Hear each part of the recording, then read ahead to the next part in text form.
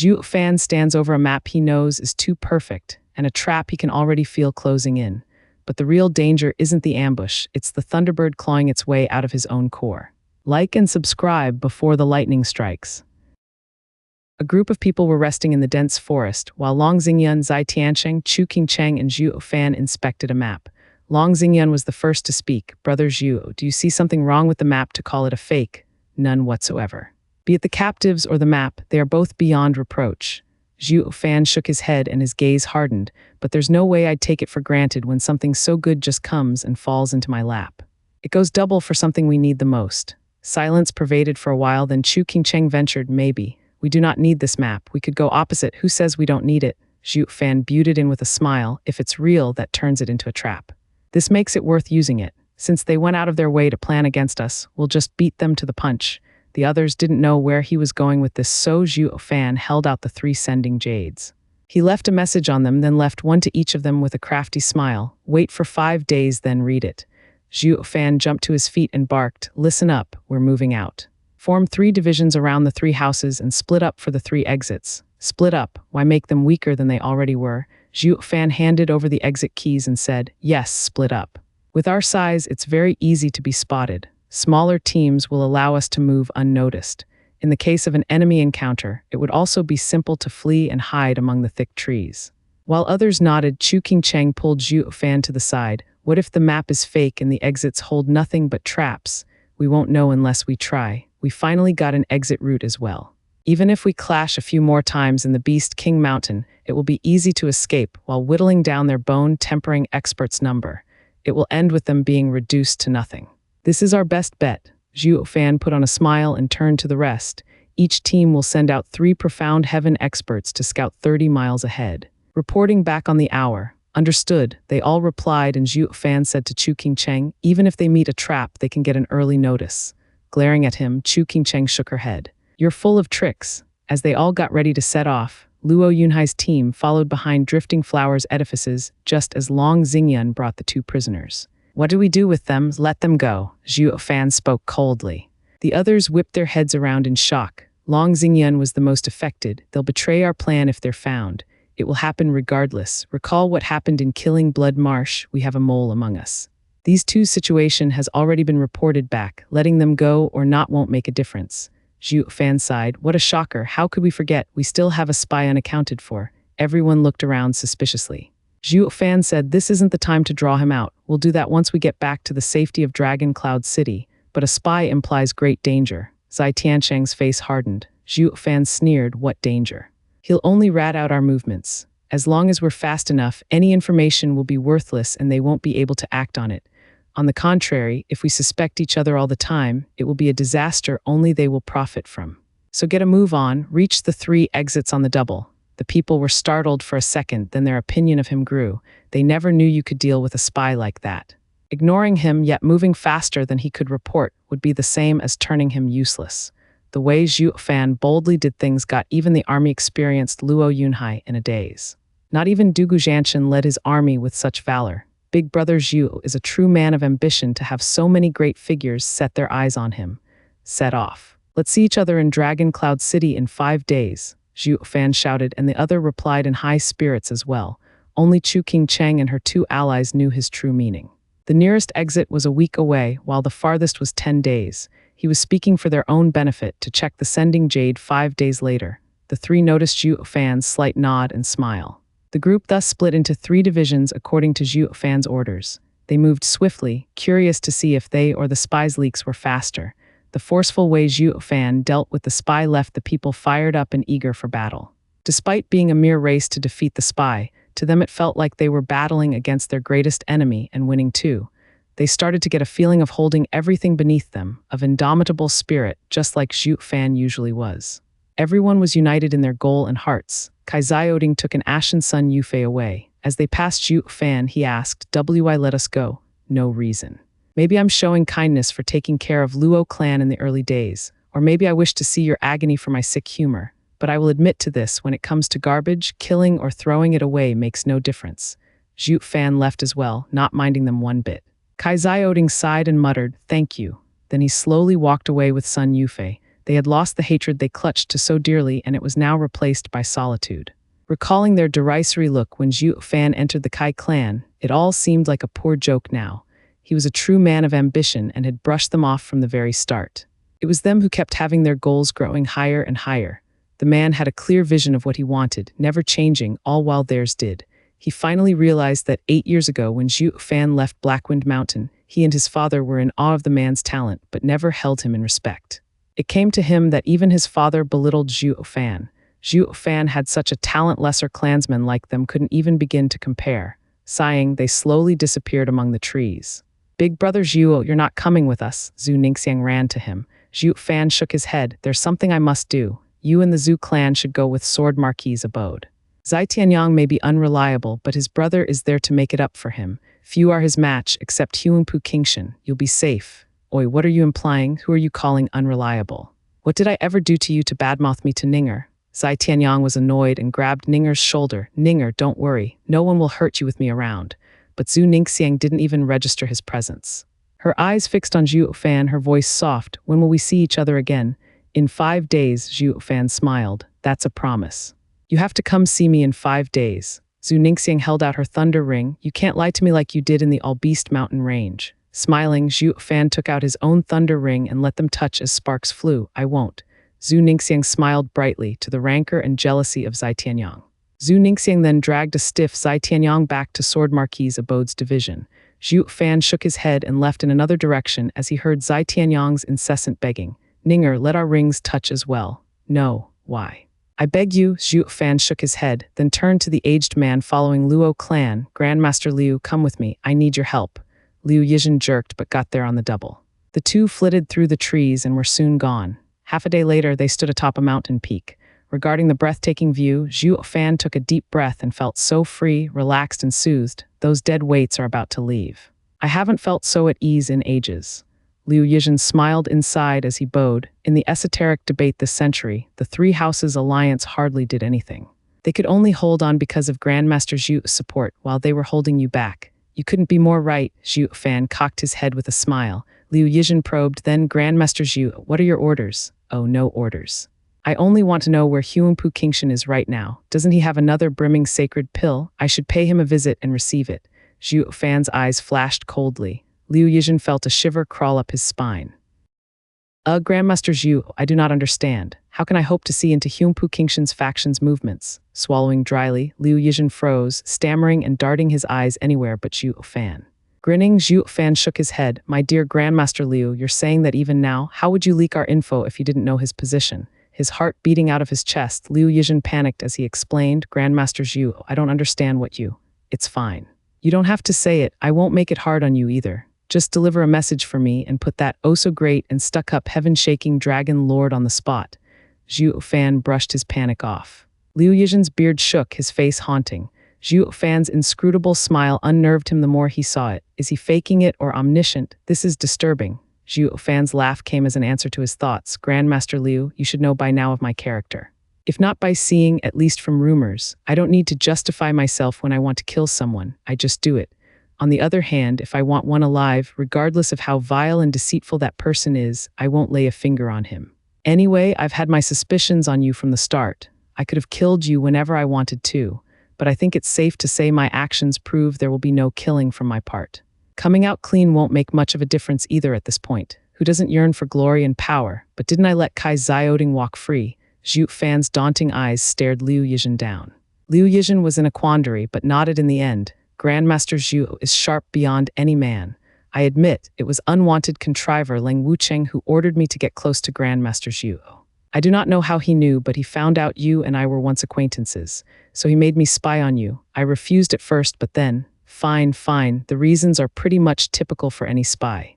If not out of glory and power, then from a threat. I totally get it." Zhuo Fan's nonchalant wave cut him off. Liu Yizhen hung his head. Zhuo Fan is incredible. He knows everything. It was one thing to say power, glory, or constraint, but how many could escape their clutches? Zhuo Fan stared at him. "Now that that's out of the way, send a message to Huanpu Kingshan." "What message?"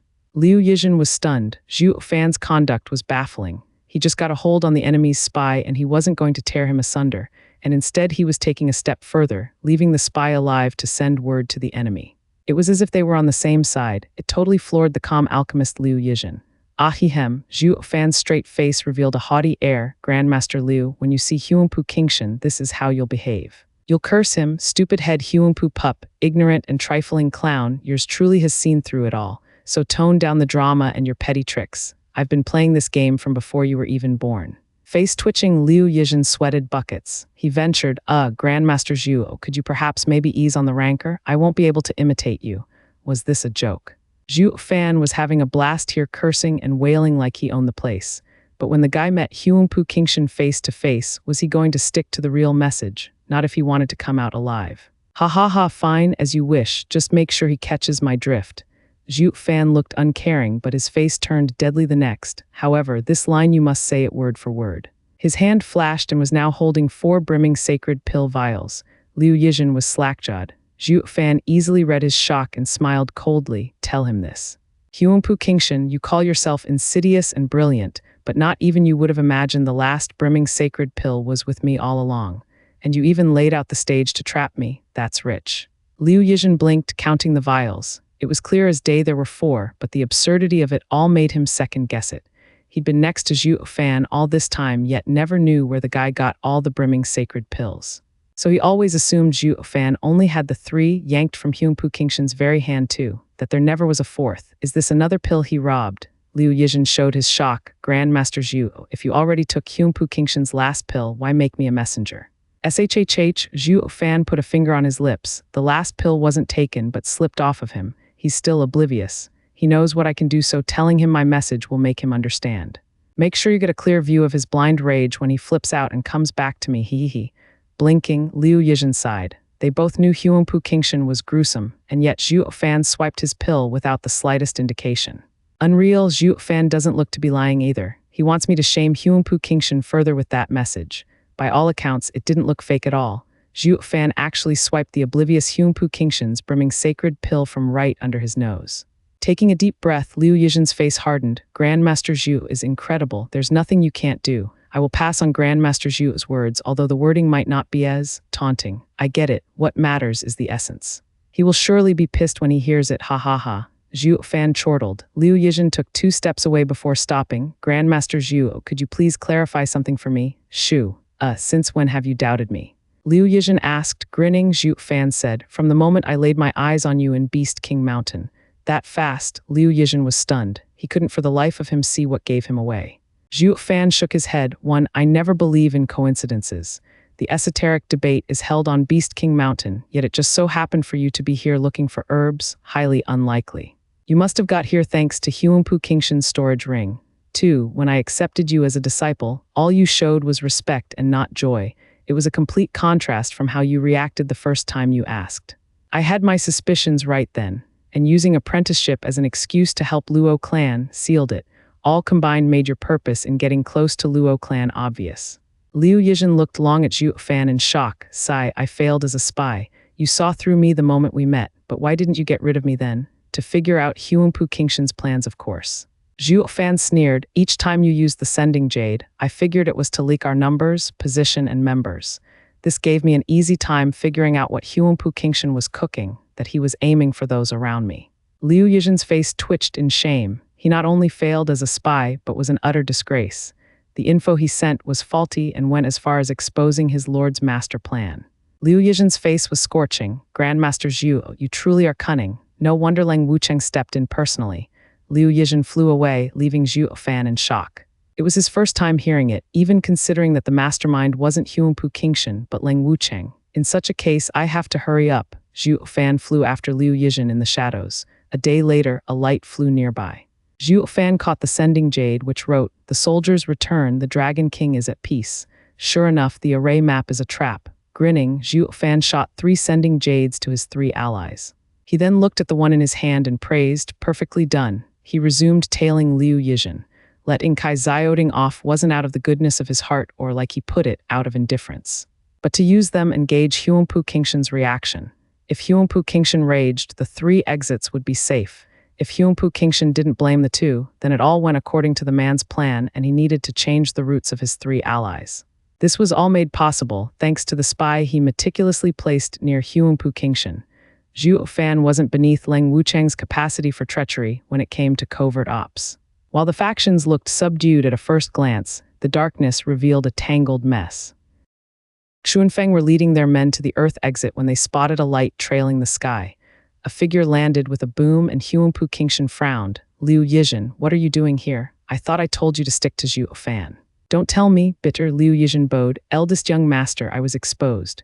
What, then how are you still alive? Huangpu Qingshan's brow pursed, his suspicion raised. A vile and insidious man like Zhuo Fan actually let go of not just Kai Xiaoding but you as well. He just discovered and released 2 spies. What the hell is going on in that mind of his? Sighing, Liu Yizhen's heart went cold. He could tell the 2 held no hopes for his return. They had thrown him away from the start. Who told him to climb aboard? He had no choice now but to go with them. Taking a deep breath, Liu Yizhen bowed. Eldest young master, Zhuo Fan sent word for you. Speak. Huangpu Qingshan's eyes were grave. Liu Yizhen mulled for a bit before. Zhuo Fan said your schemes are as clear as day and should not bother yourself with them.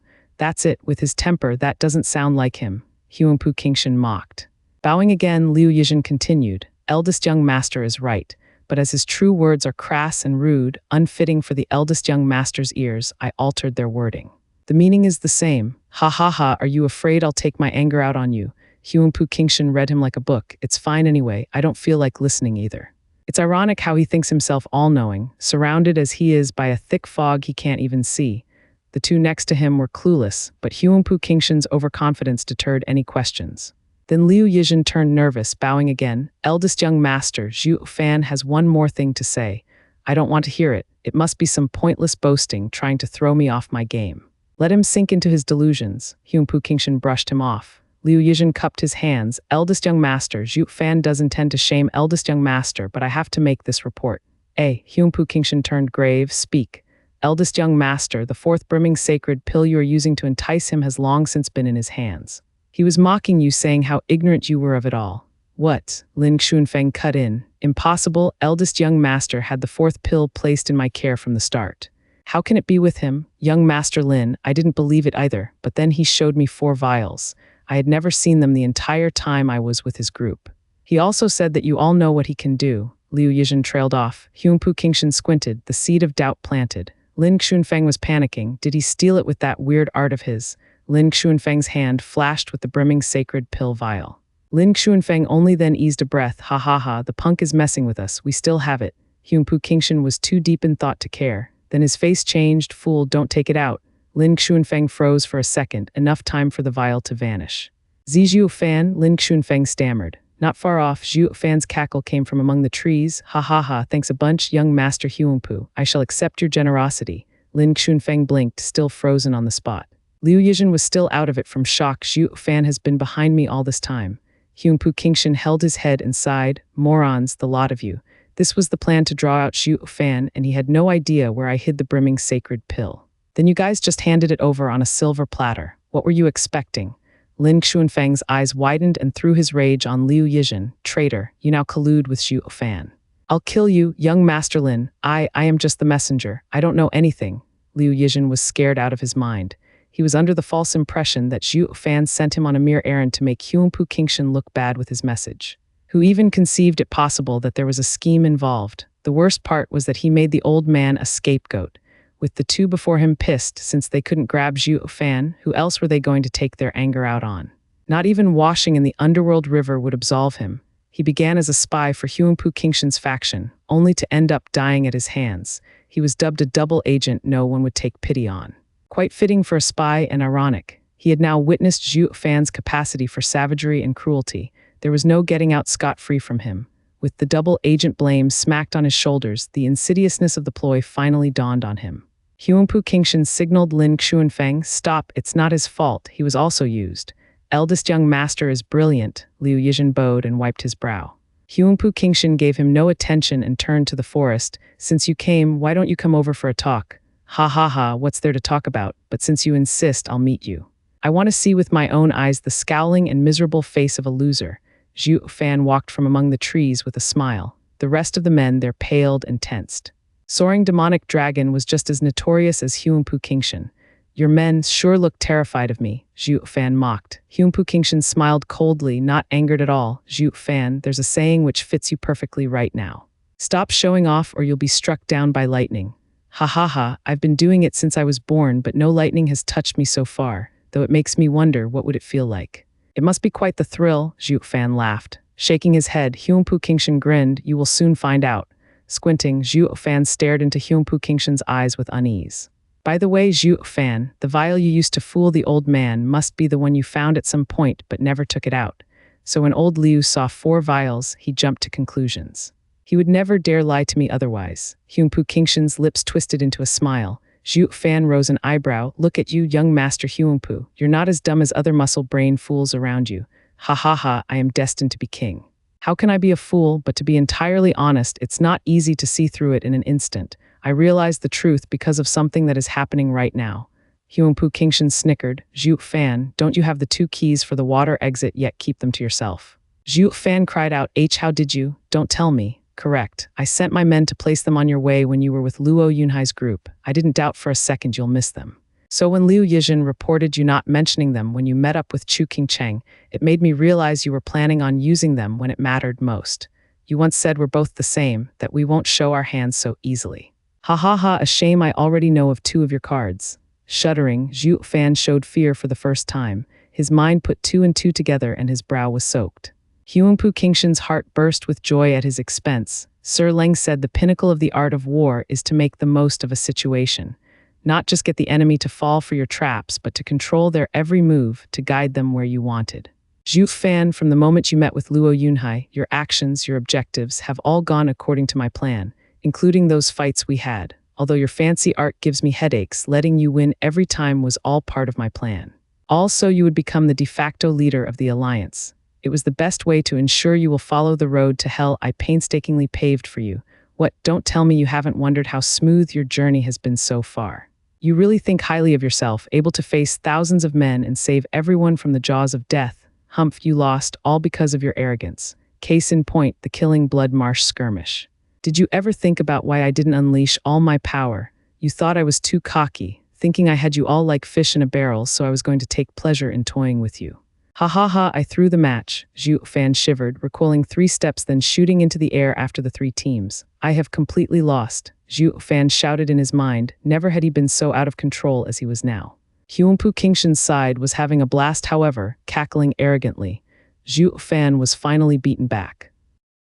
Lin Xuanfeng's eyes trailed Zhuo Fan as he vanished in the distance. This is the first time I have seen that punk so out of it. What on earth happened? Ha ha ha, nothing much, just him sending his own friends to an early grave. Huangpu Qingshan had a vague smile. He then turned to pat Liu Yizhen's shoulder. Old Liu, well done, just as I expected. Eldest young master, I don't deserve it. I've been found out since the start, He didn't finish as Huangpu Qingshan squeezed his throat with a thin smile. No, old Liu, you don't have to be modest. You did great. Huangpu Qingshan smiled, but his hand only clutched harder. The smile looked downright sinister at this point, instilling dread in the puzzled old man. How had he erred? Why had Huangpu Qingshan stopped Lin Xuanfeng from killing him, yet was now doing it himself? Eyes bulging, Liu Yizhen could only let out hoarse sounds. Liu Yizhen was just as perplexed as the victim. Eldest young master, what? Ha ha ha, I stopped you only because Zhuo Fan was nearby. I didn't want to put on a show for him, but now this old geezer has outlived his purpose. It wouldn't do if he fell into Dugu Zhanshan's hands. Killing him here will spare me the trouble. Huangpu Qingshan's eyes glinted, and the vile snicker on his face grew. He put just a touch more force in his grip, and the body shuddered for a moment. Then Liu Yizhen's limbs went limp. Flinging the corpse away, Huangpu Qingshan clapped. Lin Xuanfeng gasped, his mind overwhelmed. Huangpu Qingshan is a beast to dispose of those he no longer has use of. He has not a shred of conscience. Will I end up the same? Huangpu Qingshan knew this was coming, so he patted his shoulder, making him shiver. Worry not. Even if a cripple, you're the next in line to lead merry woods. You're so much more valuable. As long as you are by my side, I will do you no harm. Liu Xuanfeng's face twitched. He gave a hollow laugh while wiping his brow. Looking at Liu Yizhen's body again, he sighed and sighed. Who is to say it won't change? But then Liu Xuanfeng brightened. Eldest young master, since you could bring Liu Yizhen, why didn't you do the same for the elders of our houses? Finishing off Zhuo Fan then would have been so much easier. Fool, you take Dugu Zhanshan in charge of Dragon Cloud City's defenses for a prop. Huangpu Qingshan snorted. I only managed to bring him after treating him like a spirit animal, placing him in my storage ring. It is because of his insignificance that he went unnoticed. If it were an elder from the 7 houses instead, it would send an alarm to Dugu Jianshan and get us observed. If not for our low numbers keeping it under wraps, our plan would have fallen through. Lin Xuanfeng bobbed his head, accepting the tongue lashing while not forgetting to polish Huangpu Qingshan's rear with endless flattery. Huangpu Qingshan waved him off. We're setting out for the Earth exit at once. Is there a point going there now that Zhuo Fan knows our plan? Lin Xuanfeng was bewildered. Huangpu Qingshan's snide reply came, idiot, we're going so that he'd walk right into our ambush. All the traps are in place, despite knowing that he has no way to foil them, not when he had a hand in making it possible. That heart-rending regret, the gnawing guilt, must be quite the torment, ha ha ha. Huangpu Qingshan cackled evilly. Lin Xuanfeng still didn't get it, but did as was told. In another place, Zai Tiansheng's team had been heading for the metal exit for 3 days now when a sudden light flew over. Zai Tiansheng caught it, knowing to be Zhuo Fan sending jade that said, now you can look at the jade slip.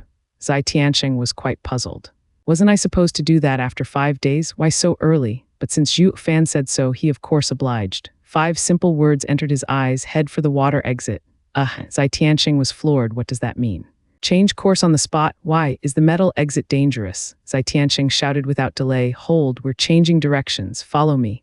Zai Tianyang pulled Zhu Ningxiang to the front among the baffled stares. Brother, what's up?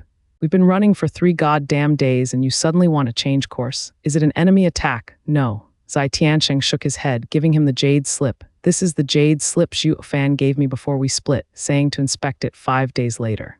But I just received word from him to look at it now, and it said, Zai Tianyang looked at the jade, head to the water exit. What the hell? I don't know either, but since Zhuo Fan said so, he must have his reasons. Zai Tiansheng's eyes were firm. Zai Tianyang shook his head. Brother, since when did you become a fan? What if he's wrong? How many times was he wrong in the past days he was with us? We hardly ever suffered any setbacks as well. While in a situation I cannot fathom, listening to his judgment is a sound decision. Zai Tiansheng's mind was set. Zhu Ningxiang spoke first before Zai Tianyang could. Brother Tianyang, has big brother Zhu ever been wrong? Listen to him. Don't you recall the all-beast mountain range? Didn't he fall for Yugiki's ploys time and time again? But with no Yugiki around, big brother Zhu is the strongest, right? Zhu Ningxiang was zealously defending Zhuo Fan's honor. Zai Tianyang's mouth twitched, feeling his heart ache, and since he could do nothing to Ninger, he could only compromise. And so, led by Zai Tiansheng, the Sword Marquis abode team turned towards the water exit. Chu Qingcheng and Long Xingyun's team received Zhuo Fan's message as well and were heading in the same direction. None knew, however, of the 10,000-strong army waiting for them. They're led by Yan Bangyi and Yu Yushin. On top of a majestic mountain, Yu Yushin looked on in the distance but didn't spot anyone. He took out his jade slip and sighed, all poisoner, what's your take on eldest young master's action? Giving us a jade slip to open a day later, only to have our course changed to the water exit and set an ambush here. Why didn't he say so from the start? Why make us waste so much time first going to the fire and metal exits? He was afraid of having the info leaked. Yan Bangyi's grim face shuddered in fear. Yu Yushin raised an eyebrow. Does that mean there's a spy among us? Ha ha ha, you crack me up. Any spies will be on their side. Is there any lesser clan out there willing to offend Regent by becoming a spy? Not to mention the dozens of vassals on their side willing to lean on the Regent estate, giving us their movements of their own accord. Be that as it may, it never hurts to be on the safe side. Especially at such a crucial moment in our plan. Yan Bangyi muttered, as this is Sir Leng's ploy, we only need to follow it. Yu Yushin nodded as well. The two saw Leng Wucheng's mind infallible, his plans perfect. All they had to do was just do what he said. Senior brother, young master Yu, the 3rd grade array below is set. Yan Fu bowed in respect before the two. Nodding, Yan Bangyi waved him off. Junior brother, you worked hard. Withdraw, thank you. Yan Fu bowed and left. Yu Yushin mocked the retreating figure. The kid has been quite meek as of late. Not even a hint of dissatisfaction on his face either. Well, he is a rare genius alchemist Pill King Hall raised after all. Ha ha ha, ever since Zhuo Fan killed vicious Pill King, he lost all support. He must have finally accepted his fate to turn so quiet.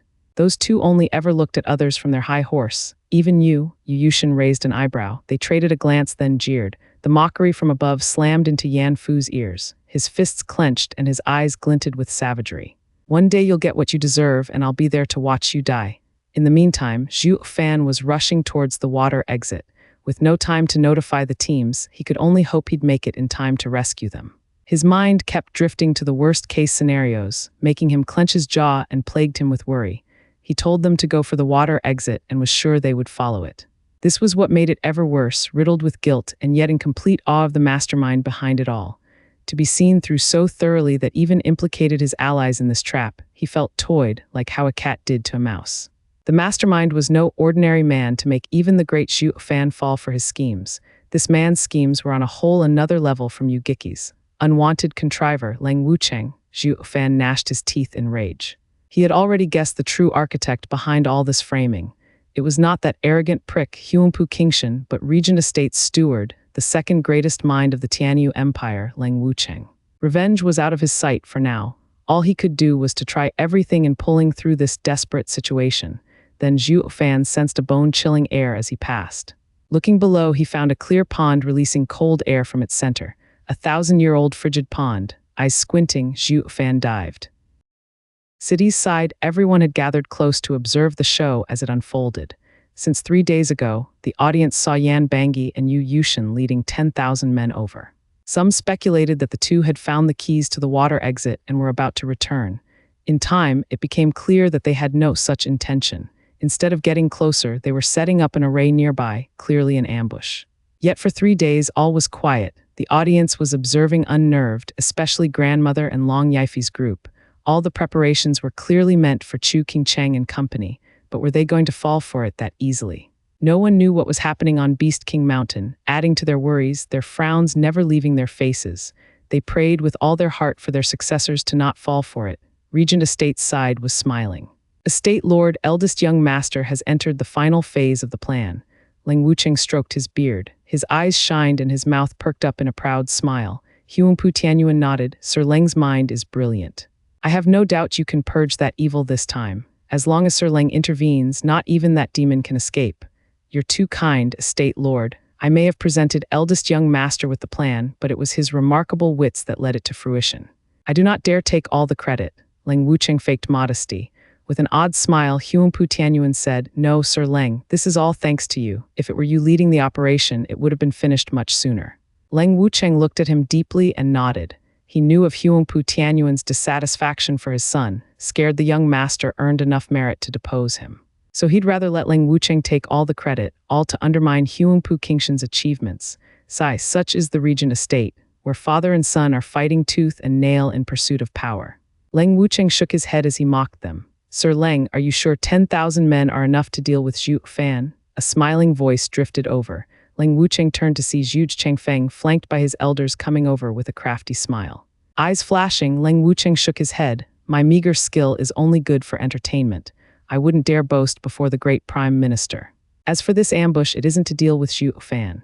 Oh, Zhu Chengfeng raised an eyebrow, but then he said after a moment of pondering, First deal with the horse then the rider, right? Prime Minister Zhu is truly wise. Lang Wucheng nodded. You know the saying, those whom God wishes to destroy, he first makes them mad. Zhuo Fan is not only powerful, he has many odd tricks up his sleeve. And let's not forget his devious mind and penchant for schemes. If we do not rob him of his reason, not even a foolproof plan conceived by us two together would work. By the sound of it, Sir Leng has already found his weakness. Or you wouldn't be so open with your designs. Raising his eyebrows, Zhu Chengfeng smiled. Who is it then? Luo Yunhai or? Lang Wucheng shook his head, his wording vague. Prime Minister Zhu, you will know soon enough. I believe not even Sir would conceive it possible who his fatal weakness was. Zhu Chengfeng's reply, Ha ha ha, Sir Leng, you're even holding me in suspense. Very well, I'll just have to see for myself then how that demon loses his mind. Lang Wucheng smiled back at the Water National Elemental Stone. At this time, a group appeared on the big screen.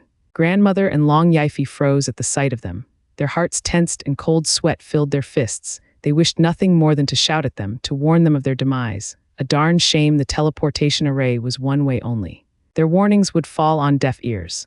While Lang Wucheng and Huangpu Tianyuan showed a snicker, they're finally here. Two teams were clearly distinguished, Sword Marquis abodes and Veiled Dragon pavilions. They were far quicker than Chu Qingcheng and even met along the way. Just what was Zhuo Fan thinking when sending us here? We're clearly wasting time wandering all over the place. Zai Tianyang was holding a leaf in his mouth, brushing away a bush while complaining of boredom. Long Xingyan laughed. Second young master Zai, ever heard of the lies in truth and truth in lies used in the art of war? To deceive one's enemy, you must deceive your allies. Those 3 exits were nothing more than a lure for the enemy, while we changed our course midway towards our real purpose. Yeah, Brother Tianyang, you need to learn from Big Brother Zhuo. Even he knows more than you about what's going on. Zhu Ningxiang jumped in, pointing at Long Xingyan while calling out Zai Tianyang's flaws. Zai Tianyang sneered in silence while his heart bled from anger. You're saying as if Zhuo Fan's every word is the unblemished truth. Long Xingyan nodded first, then his face twitched.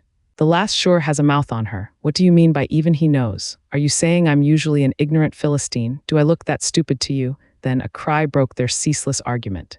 Long Kui shouted as she pointed at the shining water crystal. There's the water exit. The map is real. The others perked up, thrilled at the prospect, and rushed over. Ha ha ha, the water exit is here. Brother Zhu was right all along. Long Xingyan laughed, running as well. Zai Tianyang mocked though. Why are you so chipper? We don't have the key, do we? Dunce, since Brother Zhu told us to come here in particular, he must have gotten the keys without even us realizing it. Long Xingyan was over the moon, so much so he forgot who just spoke and cursed back. Zai Tianyang was annoyed but didn't let it show. Zhu Ningxiang, the picture of ignorance, fanned the flames. Yeah, dunce, do you have rocks for brains? You think Big Brother Zhu would have us come here on a whim? The speaker was clueless to the damage, while the listener found the words intentional to spite him.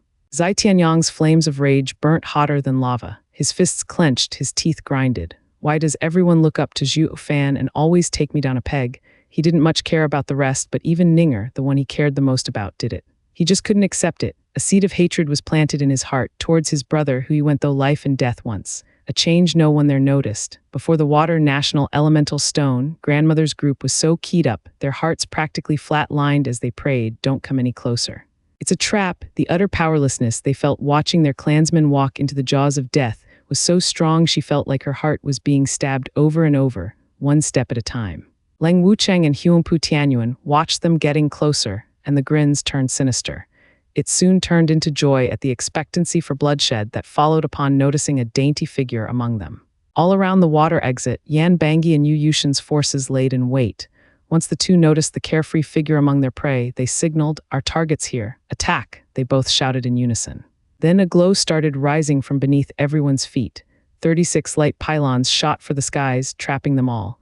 At the same time, each of the pylon beams was shown to be housing a person. As the scenery began changing, the water exit vanished, soon replaced by bloody skies and blood-tainted air. They seemed to have found themselves in another world, not Beast King Mountain of Tianyu Empire. It was such an odd place they may not even be in the Martial Emperor continent. A 36-man array, Long Xingyan cried, "Damn it, we've been trapped." It was clear as day to all. This was not an array controlled by a single man, but by 36 people. Such a meticulous array needed ample time to be set in motion. In other words, this was a well-thought-out ambush, so much so it began well before they even rushed here. But how? Zhuo Fan told them to come here. Why would he lead them into a trap? None could accept what was before them and chose to deny reality, but the facts were laid bare for everyone. Zhuo Fan had sent them to hell. Give them no quarter. A shout unleashed a flood of 10,000 men coming at them from all directions. They were so panicked they couldn't tell where the enemy was coming from, thinking of nothing else than of escape. But trapped as they were, with all sides painted red, they had no way to distinguish the exit. Add to that the constant roars of the enemy, the fear gnawed at any semblance of reason they had left, waiting to be culled. "What do we do, brother?" The frightened Long Kui turned to Long Xingyan. Long Xingyan wasn't faring any better, his eyes darting everywhere. Noticing the 36 pylons, his face grew grave. "If we want to survive, we have to first get out of the array. The 36 lights are tied together, making it impossible to break the array from the inside. We need to find the exit if we want to escape." Long Kui and the rest were even more restless. Looking at the flood of enemies charging, their faces were ashen. How were they supposed to do that when that army would make sure to keep them trapped here even tighter than the array? The array's only use was to rob them of their chance to escape. It made even profound heaven experts flying impossible, to the extent that even 6 dragons and 1 phoenix were incapable of doing it. Everyone hung their heads in despair, having lost their will to fight. "Humph, it's just finding an exit. Is that so hard? We'll just have to try them one by one." A snort came just as a black figure flashed into the enemy's ranks. Golden light blossomed as it flew in every direction. Wherever it landed, explosions resounded, paving the ground with hundreds of corpses. The blood flew into the air, only to fall right back down onto the scattered limbs. They saw how the twisted smiles of the enemy had now turned into ones of horror at the sight of this man. Sword Marquis Abode's eldest young master, martial fanatic Zai Tiansheng. Zai Tiansheng rested his sword, but his cold eyes glinted like daggers. Any that met his gaze would feel as if stabbed by 1,000 swords. His dauntless figure stood unchallenged like an unparalleled sword. The enemy was deterred in fear of what might happen if they got even an inch closer. Long Xingyan blinked, then turned ecstatic. Brother Zai lives up to be a true martial fanatic. How dependable, but of course. My brother has been obsessed with martial arts since young, training day in day out without a rest. If not for those two monsters, my brother would have been invincible. Zai Tianyang spoke with pride. Everyone else sighed inside. Zai Tianxing is the #1 swordsman in Tianyu. Not even 6 dragons and 1 phoenix can match his talent. Just that heaven-shaking dragon lord upstaged him, followed closely by that bad apple Zhuo Fan, sealing any chance at showcasing his might. With those two out of the picture, the world would finally bear witness to the true might of this martial fanatic. Rolling his eyes, Long Xingyan roared, "Brother Zai, clear a path." "We're right behind you," grinning, Zai Tianyang said. "Brother Long is so shrewd in bringing up the rear. When my brother pushes through the array and is too exhausted to carry on, you could just run off." "Ha ha ha, Brother Tianyang, no need to split hairs. We are allies here. You help me now and I'll help you later. We will both benefit." Long Xingyan pointed at Zai Tianxing. "Moreover, don't you find your brother quite willing to be made use of?" Sure enough, Zai Tianxing's eyes lit up at this proposal, as if he was just waiting for it. All right. Every swing of the sword sent golden light everywhere. Flowing Space's 9 forms were performed to the full extent of their splendor, at the expense of crushed enemies and strewn corpses. It only took seconds for the casualties to reach 1,000. As the surroundings glowed bloody, now so too did the earth.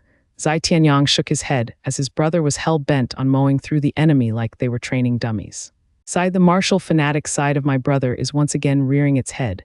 Nothing short of exhaustion or defeat could ever stop his blade now." The others found Sword Marquis, Abode's eldest young master's bursting courage contagious. It reached a point where some even wanted to join the man in his charge. But taking a closer look, one saw bloodshot Zai Tianxing, slaughtering every which way with a manic grin on his face. That threw a bucket of cold water on their enthusiasm. "He'll kill us just the same." Long Xingyan rubbed his chin, nodding at the crazed figure. He guessed there was no pressure in finding the exit. At least with Zai Tianxing on a killing spree, the enemy would swiftly be disposed off. At the very least, sans Zhuo Fan and Cultivation, Zai Tianxing had become the de facto god of war, killing gods, demons, Buddha, and whatnot. "Zai Tianxing, don't be so smug. Face me for a change." A shout revealed a black figure charging Zai Tianxing. Zai Tianxing was overjoyed. "Ha ha ha, Yan Bangi, you're just in time. I grow tired of killing ants. Now I can finally hone my sword on you." Zai Tianxing pointed the sword at the sky. The sword energy burst with incredible might and sharpness. Yan Bangi squinted and leaned out of the way. The sword energy grazed his shoulder, peeling his flesh and making him clench his teeth from pain. The sword energy shot for the skies, where it exploded and rattled the 36 pylons. The men inside even had to spit blood. It dawned on everyone how mighty Zai Tianxing's sword truly was, of the danger he represented. Yan Bangi couldn't afford to dodge again, forced to face Zai Tianxing head-on. A green miasma drifted from his hand as he made a palm attack for Zai Tianxing's face. Zai Tianxing turned serious and dodged in a rush. The miasma struck the earth with a bang, catching others in its path unprepared. It bored into them, eliciting a wail of agony, all while blood flowed like rivers from their twisted visage. In mere seconds, all that remained were foul and reeking puddles of blood, good only to make one's stomach turn. Zhu Ningxiang hunkered behind Zai Tianyang as horror set in. The rest weren't faring any better, shocked at Yan Bangi's capacity for cruelty. Zai Tianxing squinted, his face stony, but not a trace of fear. Zai Tianxing's sword danced in his hand as he unleashed the 9 forms. Yan Bangi dodged in panic. Not for a second was he going to take the brunt of such deadly force. They hammered the array, and the 36 men in the light pylons heaved blood for a total of 9 times. Even the bloody sky dulled. The array was about to break. Yan Bangi was soaked in sweat, his heart a mess. If this kept up, he wouldn't even win, least of all kill the enemy. They had worked painstakingly in removing Zhuo Fan from the mix, only to meet another freak, Zai Tianxing. It was common knowledge that the 6 dragons and 1 phoenix, Cultivation excluded, were on the same level more or less. But this guy, Yan Bangi's face sank. If this operation fails, the plan to end Zhuo Fan will fall through. Cultivation wasn't going to take his failure lightly, that was for sure. Yan Bangi gnashed his teeth and released a 7-colored miasma, the signature move of Pill King Hall, Rainbow Cloud Palm. The miasma spread, swallowing enemy and friends alike, leaving behind naught but a bloody cesspool of festering pus. In the hands of Yan Bangi, with his poisonous body, the Rainbow Cloud Palm was even more devastating. It was not without its demerits either. As the poison grew in strength, so too did his agony. Rainbow Cloud Palm was a double-edged sword. Each time it was used, it gnawed at the user's body. And because it was him using it, the poison traveled through him far faster than any of his clansmen. Yan Bangi's face visibly darkened, with thick green blood dripping from his mouth. The wound on his shoulder festered as well, looking to turn him into a blood puddle, but he bore it, his hands still releasing that devastating miasma. He had to complete Huangpu Qingshan's mission, or he'd be dead either way. Zai Tiansheng stared at the source of the miasma. He flicked his sword a few times, but the thick miasma swallowed them all like nothing. Zai Tiansheng jumped back in the face of the spreading disease next to Long Xingyun. They watched as hundreds of their enemies died a gruesome death, tormented amidst the drifting pestilence. How vicious. Not even his allies are spared, Zai Tianyang gnashed his teeth. Long Xingyun's face grew hard. We have no antidote for Pil King Hall's Rainbow Cloud Palm. He is invincible. Numbers are useless when facing him. Once Rainbow Cloud Palm is in play, his dominance is assured. More so now in this array, it's just a matter of time before his poison kills us all. Isn't there anything we can do? Zai Tiansheng trembled. Long Xingyun's eyes glinted. Of course there is. Break the array and the poison will scatter. Easy for you to say. I struck it 10 times, but it is still holding strong. I need more time we do not have. Zai Tiansheng sighed at the dull, bloody sky. The others gnashed their teeth as well, drawing back just as the miasma crept nearer. The 36 pylons created a sealed space, trapping everyone within its borders and preventing any outsider from looking into it. Not even the audience watching the Water National Elemental Stone could pierce the veil. All they saw were the beams of light mounting their unrest. Regent Estate's side was the calmest of the bunch, going by their broad and sinister smiles. Within the bushes just ahead of the pylons, Chu Qingcheng's team, a late arrival, was looking at the scene in bewilderment. They couldn't make heads or tails of this recent change. Why did Zhuo Fan have them come here? A third-grade array? Chu Qingcheng squinted. Luo Yunhai nodded. It also comes with a hidden army. For the ambush to succeed, the easiest would be an array with multiple controllers. Being slow on our way here had worked in our favor. For the trap to be sprung already, someone must have fallen for it. What? Are you saying Zhuo Fan had us walk into a trap? Chu Qingcheng cried in disbelief. Luo Yunhai nodded. Although Brother Zhuo's every scheme has come to fruition and is unlikely to make such a mistake, our pressing matter at this point is to break the array. Chu Qingcheng nodded after a pause, then shouted, "Men on me. We will break the array core and get them out." Understood. The men cupped their hands and charged alongside her. Grandmother's side was extremely worried, but Chu Qingcheng's sudden arrival promised hope. At least the other two teams wouldn't suffer total defeat. Boom! Chu Qingcheng struck the glowing pylons several times until it was shuddering and flickering, but when there were 36 of them, each lending support, stabilizing the weaker link. As such, Chu Qingcheng's powerful yuan qi spread evenly among them. They were shaken but far from breaking. The rest assaulted the other beams, however pointless it was. Grandmother's side was by themselves with worry. They were in a race against time. The longer they took, the heavier the casualties to the ones trapped inside. In the trap, Long Xingyun and company were driven into a corner by the encroaching plague. When they ran out of places to retreat, some random subordinates were even pushed in front to make space. "You are our vassals. Sacrificing yourself for your lord is downright honorable of you." They understood this logic as well and stepped forward without their master's urging. They braved the impending miasma, only to end up a festering pool of blood. Zhu Ningxiang was wrecked with sadness, tears streaming down. Aren't we all humans? Why must they sacrifice themselves? Therein laid the cruelty. If not them, who? The 7 houses. No matter how willing Long Xingyun and the rest were, which they weren't, the vassals would never accept it either. It was easy to guess why. If they escaped this hell by the grace of their master's sacrifice, what future would their clans have? Extermination. So while this act looked quite virtuous and dauntless on the surface, at its core it all came down to saving their bloodlines. And who knew if their masters in their infinite mercy would perhaps look kindly upon their clans? The stream of sacrifices was endless, but the miasma forced them into a corner with no way out. Long Xingyun turned glum. He turned to the dozen scattered men with a heavy heart. "Any further sacrifices are pointless. It will hardly give us more room. Will we find our end here?" His words made others lower their heads in grief. The earth, soaked in blood, only added to their sadness. Thousands of people came here, only to end up with barely enough to count on 2 hands. They couldn't deny their fate, certain to end up another bloody smear on the ground, joining the others. Oh, the tragedy! Boom! The sky shook at the sudden sound and the bloody images around them dimmed some more. In Long Xingyun's eyes a faint hope blossomed. Someone is attacking the array. Yes, but what good will it do? By the time the array is broken, we won't even have bones left. Zai Tiansheng looked at the sky, somber and dejected. His words cut at the others' expectation, at their hope. Long Xingyun waved him off. "Don't say that. They might succeed." Long Xingyun patted the shoulder of the man next to him. "Brother, what clan are you? For how long have you served the Veiled Dragon Pavilion?" Chen clan from Tenebrous City. 150 years ago, we swore fealty to the Veiled Dragon Pavilion. His sunken face revealed he understood Long Xingyan's meaning. He bowed. I wish the eldest young master would look after my clan. You have followed my house for so long, and today's sacrifice won't be in vain. I, Long Xingyan, will never forget your devotion. Long Xingyan nodded gravely. The man's jaw was set, his eyes firm, and he charged at the miasma. Yet he barely touched it, and the poison was already gnawing at his flesh. Everyone watched as his blood soaked the ground in a matter of seconds.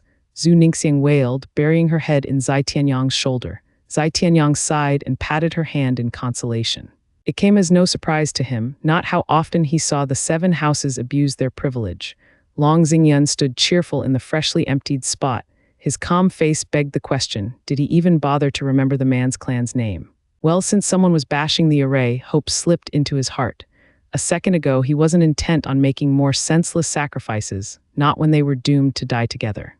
But now, even if he were to die, he'd make damn sure he was going to be last. What if he lived? Chu Qingcheng and her men had struck the pylons of light dozens of times now without any result, each failure mounting their worry. Grandmother was sweating as well, while Zai Feng and Long Yifei, fearful of their son's fate, were devastated.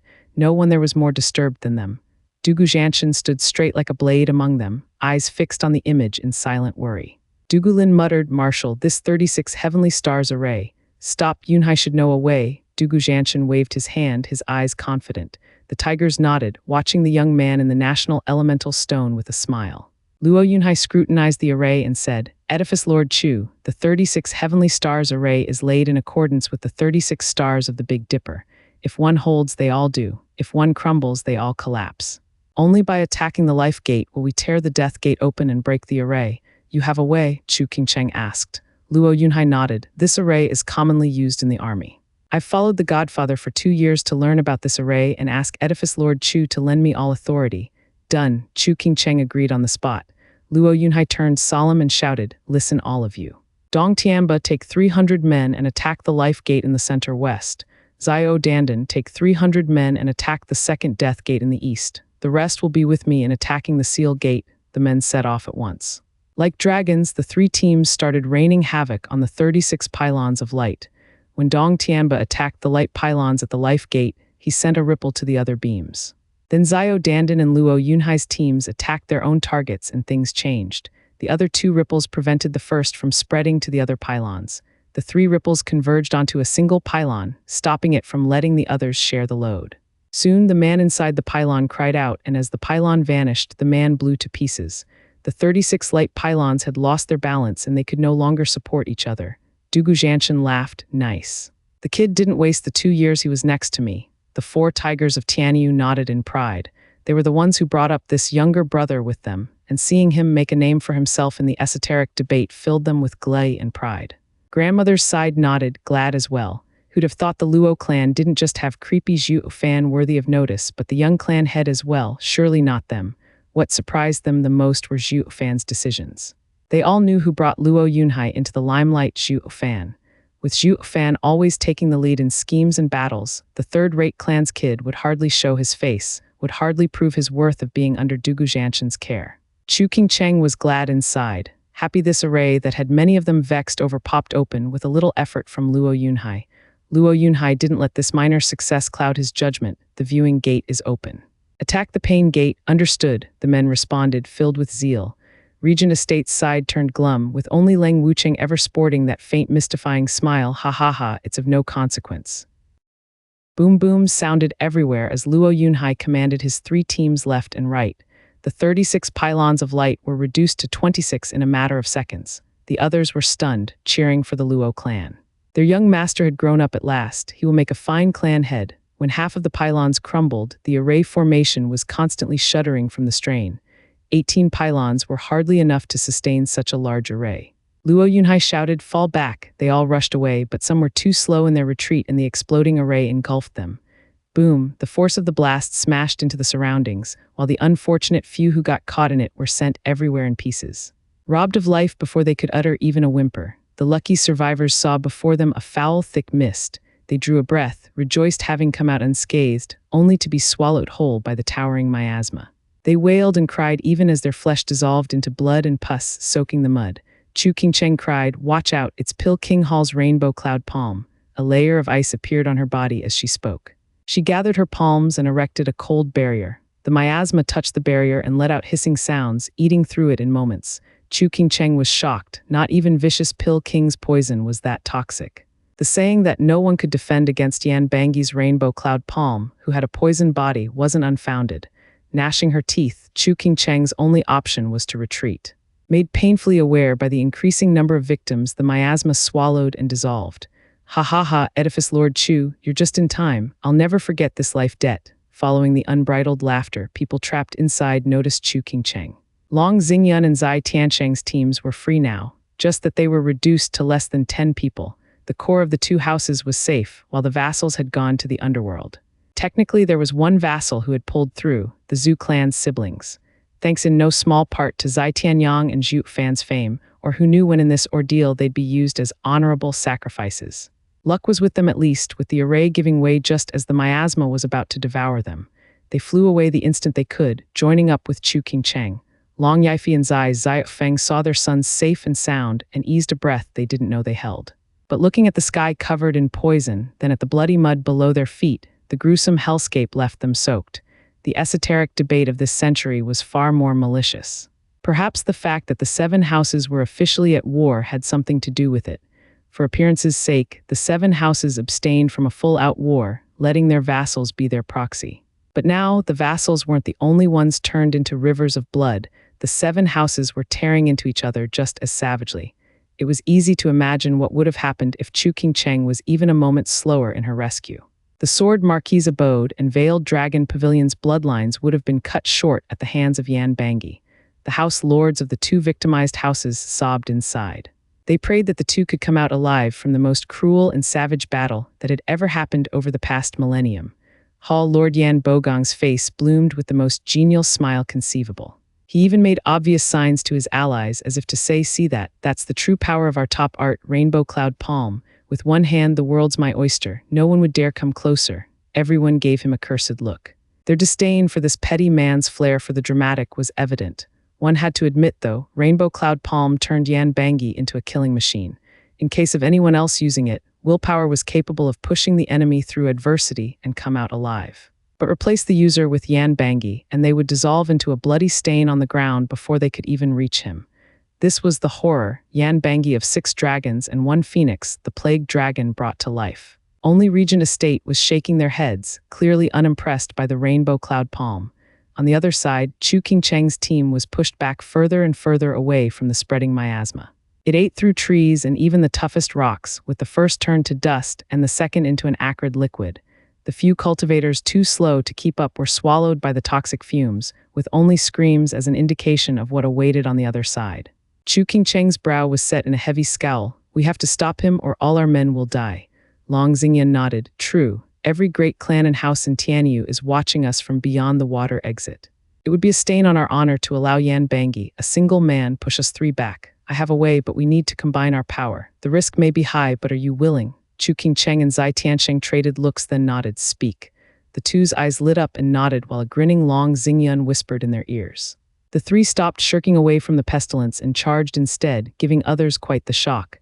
Are they suicidal? Not even 6 dragons and 1 phoenix are exempt from dying from that poison. But what happened next was the true shocker. Zai Tiansheng took the lead, then slashed. A bright golden and unbridled energy cut into the miasma. The poison was forced to scatter, revealing a clear path ahead. The 3 followed the path, just as the miasma was coming back with a vengeance and trapping the trio. Chu Qingcheng's prompt response was in the form of a flash of cold. Her hands moved, raising an ice wall around them and keeping them safe from the miasma. But the constant hissing bore testament to the poison's power and the short life of the ice wall. Then again, it was enough to buy them an instant, and that was all they needed. Long Xingyun finally released the attack he had built up all this time in his palm. A dragon image pierced forth, forming a new path the 3 followed. The ice wall gave away under the acidic poison behind them, but the sealed exit didn't seem to bother them. They had come here with no intent of retreating. In such a manner, Zai Tiansheng and Long Xingyun showed the way, while Chu Qingcheng kept the miasma at bay. They soon found themselves at the heart of it, the source of the poison. Zai Tiansheng's last attack parted the thick poison, revealing Yan Bangyi constantly spewing blood. Yan Bangyi jerked in shock. Sustaining the rainbow cloud palm for so long has seeped the poison into his organs, and it was in his worst hour that the trio revealed themselves before him. He was too weak to even hold back one, least of all a team of three. Panicking, Yan Bangi was ready to bolt, but Long Xingyun had a different plan in mind, appearing next to him. This is a once-in-a-blue-moon chance. I'm an avid believer of one man's pain is another man's gain. Snickering, Long Xingyun struck. Boom, the palm attack sent the defenseless Yan Bangi tumbling through the air. He was heavily wounded. The moment he flew was also the moment the miasma vanished. The three surrounded the wheezing Yan Bangi, noticing the glee in each other's eyes. Hall Lord Yan Bogong raved, despicable and shameless bunch. All he got from the crowd was contempt. This is a house war. You call 3-on-1 unfair? What about Yan Bangi's army outnumbering others 5-1 just moments ago? Yan Bogong noticed his slip of the tongue and went red. Grandmother and Long Yifi were ecstatic, but a peek at Regent Estate's unfazed reactions sank their moods. Just what are they up to? Then Chu Qingcheng's raging caught their attention. Yan Bangi, you have no respect for human life, not an ounce of mercy to be using such foul art. You deserve death. The earth soaked in blood was testament to the thousands of lives his pestilence had reaped. Chu Qingcheng couldn't stop herself from cursing the weakened Yan Bangi. Long Xingyun waved her off. Ha ha ha, Edifice Lord Chu, don't be upset. Capturing Pil King Hall's Yan Bangi makes all those thousands of sacrifices worth it.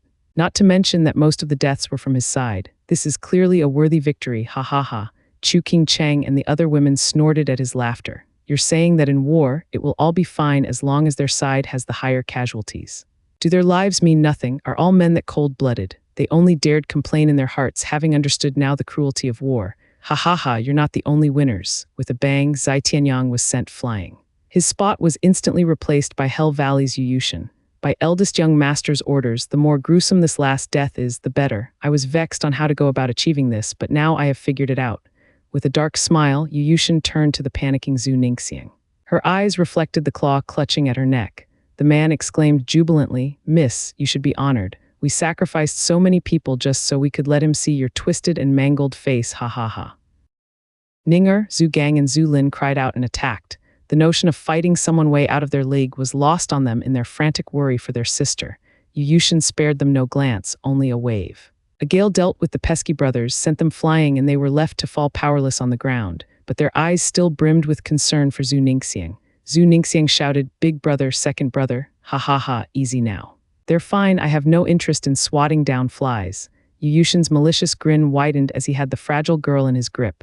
Whoosh, suddenly a sword flashed by.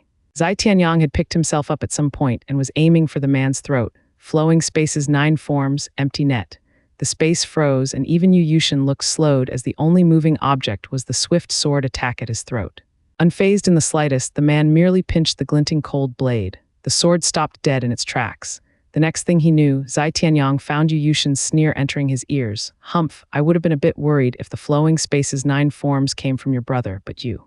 Ha ha ha, never mind. Yuyushin shifted, and both sword and man were seen shooting through the air. Slamming into the earth and spitting blood, he found no energy left in him to get up. All he could do was painfully witness Yuyushin's vile hand squeeze Ninger's neck. Chu Qingcheng, Zai Tiancheng, and Long Xingyun rushed over. Yuyushin merely displayed a frown and placed Zhu Ningxiang towards them as he shouted, Don't come any closer or the lady gets it. The three halted on the spot. They slowly put down their feet and turned grave. The lady was from a trifling second-rate clan, no different from a vassal, but her status was a bit special. She had strong ties with Sword Marquise abode Zai Tianyang and soaring demonic dragon Zhuo Fan. Whether it was for the ones behind her or for herself, they had to avoid playing a part in her death at any cost.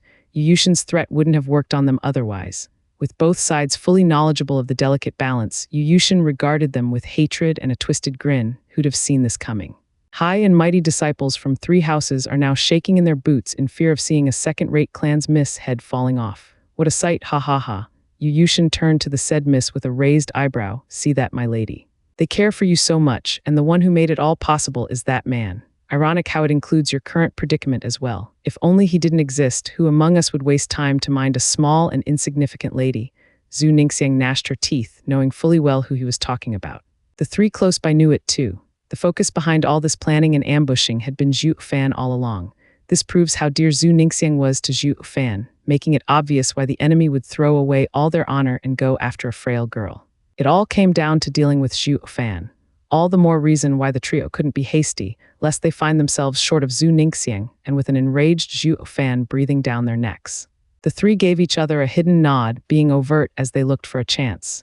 Yu Yushin was one of 6 dragons and 1 phoenix after all, so how could he leave an opening for the three to exploit? The scene turned into a standstill, with neither side moving on the other. The audience beyond the water exit were shocked by the sudden development. A mere second-rate clan's miss was Zhuo Fan and the other's weakness, go figure. Luo Yuncheng clenched her fists, worried sick. She had long been made aware of Ninger's importance to Zhuo Fan. Neither she nor Chu Qingcheng could reach the same place as that girl in Zhuo Fan's heart. She refrained from waking Zhuo Fan to this realization out of worry and fear that Zhuo Fan would further distance himself from her. It had reached such a point where before the final battle, Zhuo Fan's heart was a mess. He kept flipping out, yet never could find the root of the problem, blaming it all on his restless mind. Only Luo Yuncheng knew this was jealousy over Ninger and Zai Tianyang seeing each other every day. With Zhuo Fan's one-track mind for cultivation alone, his knowledge about love and anything skirting around the subject was a huge void. Without knowing what caused such deep unrest within him, he chose to force himself to be stone cold. His mind had found peace, but all he did was stop the flood by building a dam around it. And once that dam cracked, the surging tide would consume him. Luo Yuncheng could practically see Zhuo Fan's pained face. She turned to the trapped Zhu Ningxiang, praying for her safety. Ninger, you must survive, or Zhuo Fan will go mad. Among all viewers, the only ones who truly cared for Zhu Ningxiang were her father and grandfather. Seeing their daughter and grandchild in the hands of Yu Yushin robbed them of their breath. Their hearts were about to break. Why has the kind and cheerful Ninger met with such disaster? Zhu Chengfeng took everything in with a glint in his eye. Sir Leng, is this the fatal weakness you've been mentioning? Ha ha ha, Prime Minister, I have conducted a thorough observation and that girl is Zhuo Fan's biggest worry. He might not even realize it himself. Leng Wucheng smiled. Zhu Chengfeng raised an eyebrow. How did Sir Leng find out then if even he doesn't know? Ha ha ha, simple. A man will always reveal what he yearns for without even realizing it. When Zhuo Fan first came to Dragon Cloud City, he and our eldest young master clashed. That time he saved 2 women. One was the Luo clan's young miss, while the other was the Zhu girl. That was all it took, Zhu Chengfeng smiled. Leng Wucheng shook his head. It wouldn't have been that simple, but his eyes naturally drifted to the Zhu girl. It begged the question if he would ignore even the safety of his clan's young miss, and since he's only interested in the other girl, what place does she hold in his heart? Also, on the fighting stage, when Zhuo Fan was taken by his awe-inspiring first victory, who was it that he went to first? Ha ha ha, when a man shows his heroic side, he wants to share it, not with his drinking buddies but with the woman he loves. These are all subconscious actions, but also the ones that betrayed his heart the most. Zhu Chengfeng nodded in understanding. Sir Leng is truly perceptive. From just 2 encounters you have grasped the kid's weakness. I have to say that I'm impressed. You're far too kind, I don't deserve it. The Prime Minister's wisdom is matchless, I dare not compare. I have never been able to see through the Prime Minister's thoughts, not one bit. Leng Wucheng gave a half bow in respect, but the way he was looking at Zhu Chengfeng in the eye, it was more akin to a challenge. With a glint in Zhu Chengfeng's eyes, the old man laughed. Sir Leng is interested in me as well. Am I to assume I am your next target? How can that be? I'd never dare do that to you, Prime Minister. Leng Wucheng shook his head. Zhu Chengfeng gave a cold smile in return, not minding it. I don't mind playing a round or 2 once Sir Leng has dealt with that monkey. Shuddering, Leng Wucheng's eyes shined with battle spirit. Of Tianyu's 3 great minds, he had always been second to Zhu Chengfeng. He now had the chance to face the man, and although he was somewhat uncertain, the excitement prevailed. Every man with power would do anything to fight for the title of #1 in the world, unwanted contriver included. On the other side, Yu Yushin saw the trio unmoving and turned to the frightened Zhu Ningxiang. Girl, that all poisoner wanted to dissolve you into a bloody smear on the ground for that kid. But I found such a revenge lackluster and figured out a much better way. You wish, Big Brother Zhuo will definitely save me. Zhu Ningxiang struggled as she cursed, her hand tracing the thunder ring. Each time the thunder ring flickered, Zhuo Fan was bound to swoop in and carry her from the jaws of danger. Big Brother Zhuo. Her heart cried those 3 little words, absolutely convinced of her delusional fairy tale. Zai Tianyang gnashed his teeth, crawling forth to save his love. He didn't go far, once again taken by weakness. Only his bloodshot eyes never left Yu Yushin, wishing nothing more than to devour him. Shaking his head, Yu Yushin ignored his surroundings and enjoyed making the last squirm. Girl, your man won't come. While we ambushed you, he was going to Huanpu Kingshan to fight over the 4th brimming sacred pill. Ha ha ha, now that I recall, weren't you supposed to be a cauldron for us? Although late by a few years, it's never too late to receive your fate. Yu Yushin touched her head as it released eerie sounds and gray energy. Everyone cried, ghost hand. He wants to take Ninger's essence. Ninger, Zai Tianyang shouted himself hoarse. No matter how much he wanted and tried to save her, he just couldn't muster the strength to even get up. Essence was a soul's foundation, its core. Its role was to condense divine sense and anchor the soul. Once taken away, the soul would scatter while the flesh would keep on living merely as an empty shell. Chu Qingcheng jerked. Yu Yushin wasn't using her as a bargaining chip, but putting her to death. Her team acted at once, far too late, however. Yu Yushin's gray energy rippled, and he lifted the hand placed on Zhu Ningxiang's head, as if pulling something. Zhu Ningxiang's face grew ashen, sheer terror painted on her face as she spoke faintly. "Be big brother Zhuo, save me." Then, the top of her head flashed in a blinding light and a pure mote of energy rose above. Zhu Ningxiang's eyes dulled, having lost the energy to stand. Even her cheerful nature dissipated as she fell to the ground. Yu Yushin was overjoyed at the dazzling light, intoxicated even. Such pure essence is rarer than rare. What a waste letting her live for so long. Fortunately, it has found its use in the end. Yu Yushin placed the essence in a censer, then sealed the lid before putting it away. Yu Yushin, release Ninger's essence. Chu Qingcheng's delicate voice came just as her palm was poised to attack. Yu Yushin replied in kind. The two attacks met and were both forced back. Yu Yushin took the recoil to his advantage and flew away in laughter. Ha ha ha, without her essence her soul will last for a few more days, enough for that punk to say his last goodbyes. Pass this along, would you? If he wants revenge, we'll be waiting at the Earth exit. Chu Qingcheng glared in hatred at the fleeting Yu Yushin. Just then, Long Xingyan and Zai Tiansheng flew in front of him and cut off his retreat. Yu Yushin, don't think you can get away from me with murder. Zai Tiansheng's sword flew. The bright and thick sword attack crossed the entire sky. Long Xingyan snickered, hee, now that you're here, don't even think about leaving. Boom. The incredible sword and palm attacks startled Yu Yushin. With 2 against 1, 6 dragons and 1 phoenix at that, he had no hope of escaping. In his desperation, he released his spirit animal to take the brunt as he escaped. Pa, the scorching eagle was struck as it was still making sense of its surroundings. The 2 profound heaven experts' attacks weren't that threatening, but the eagle still cried in pain. It turned its head dumbfounded. Where's Master? He had let him out, but there was no sight of him. Zai Tiansheng and Long Xingyan were stunned. He is lower than vermin. To even use a 5th-level spiritual beast to cover his ass, he is scum. But we'd be far worse if we wouldn't accept this sacrifice. Zai Tiansheng and Long Xingyan smiled coldly and attacked the spirit animal. The duo released their own beasts to attack Yu Yushin's beast and put it down for good. The scorching eagle was devastated. What the hell? Can someone please tell me what is going on? Why am I suddenly in a deadly situation? No one cared enough to enlighten the beast. The 2 beasts and their masters surrounded it. They beat it into submission and tears, turning it into spoils of war. The fleeting Yu Yushin sighed and cried, "Sorry partner, everything is for the mission." "Brother, you wait." A panicked cry reached him. Yu Yushin found Yan Bangi next to him. "All poisoner, how did you escape?" Yu Yushin was stunned. Smiling at his fortune, Yan Bangi said, "It's thanks to you distracting them. I slipped away after taking a pill. If I had known, I wouldn't have used my spirit animal." "Oh, and why didn't you take out your own spirit animal to save me?" Yan Bangi smirked. "Sure, and what good would 3 men and 3 beasts do against 1 man and 2 beasts?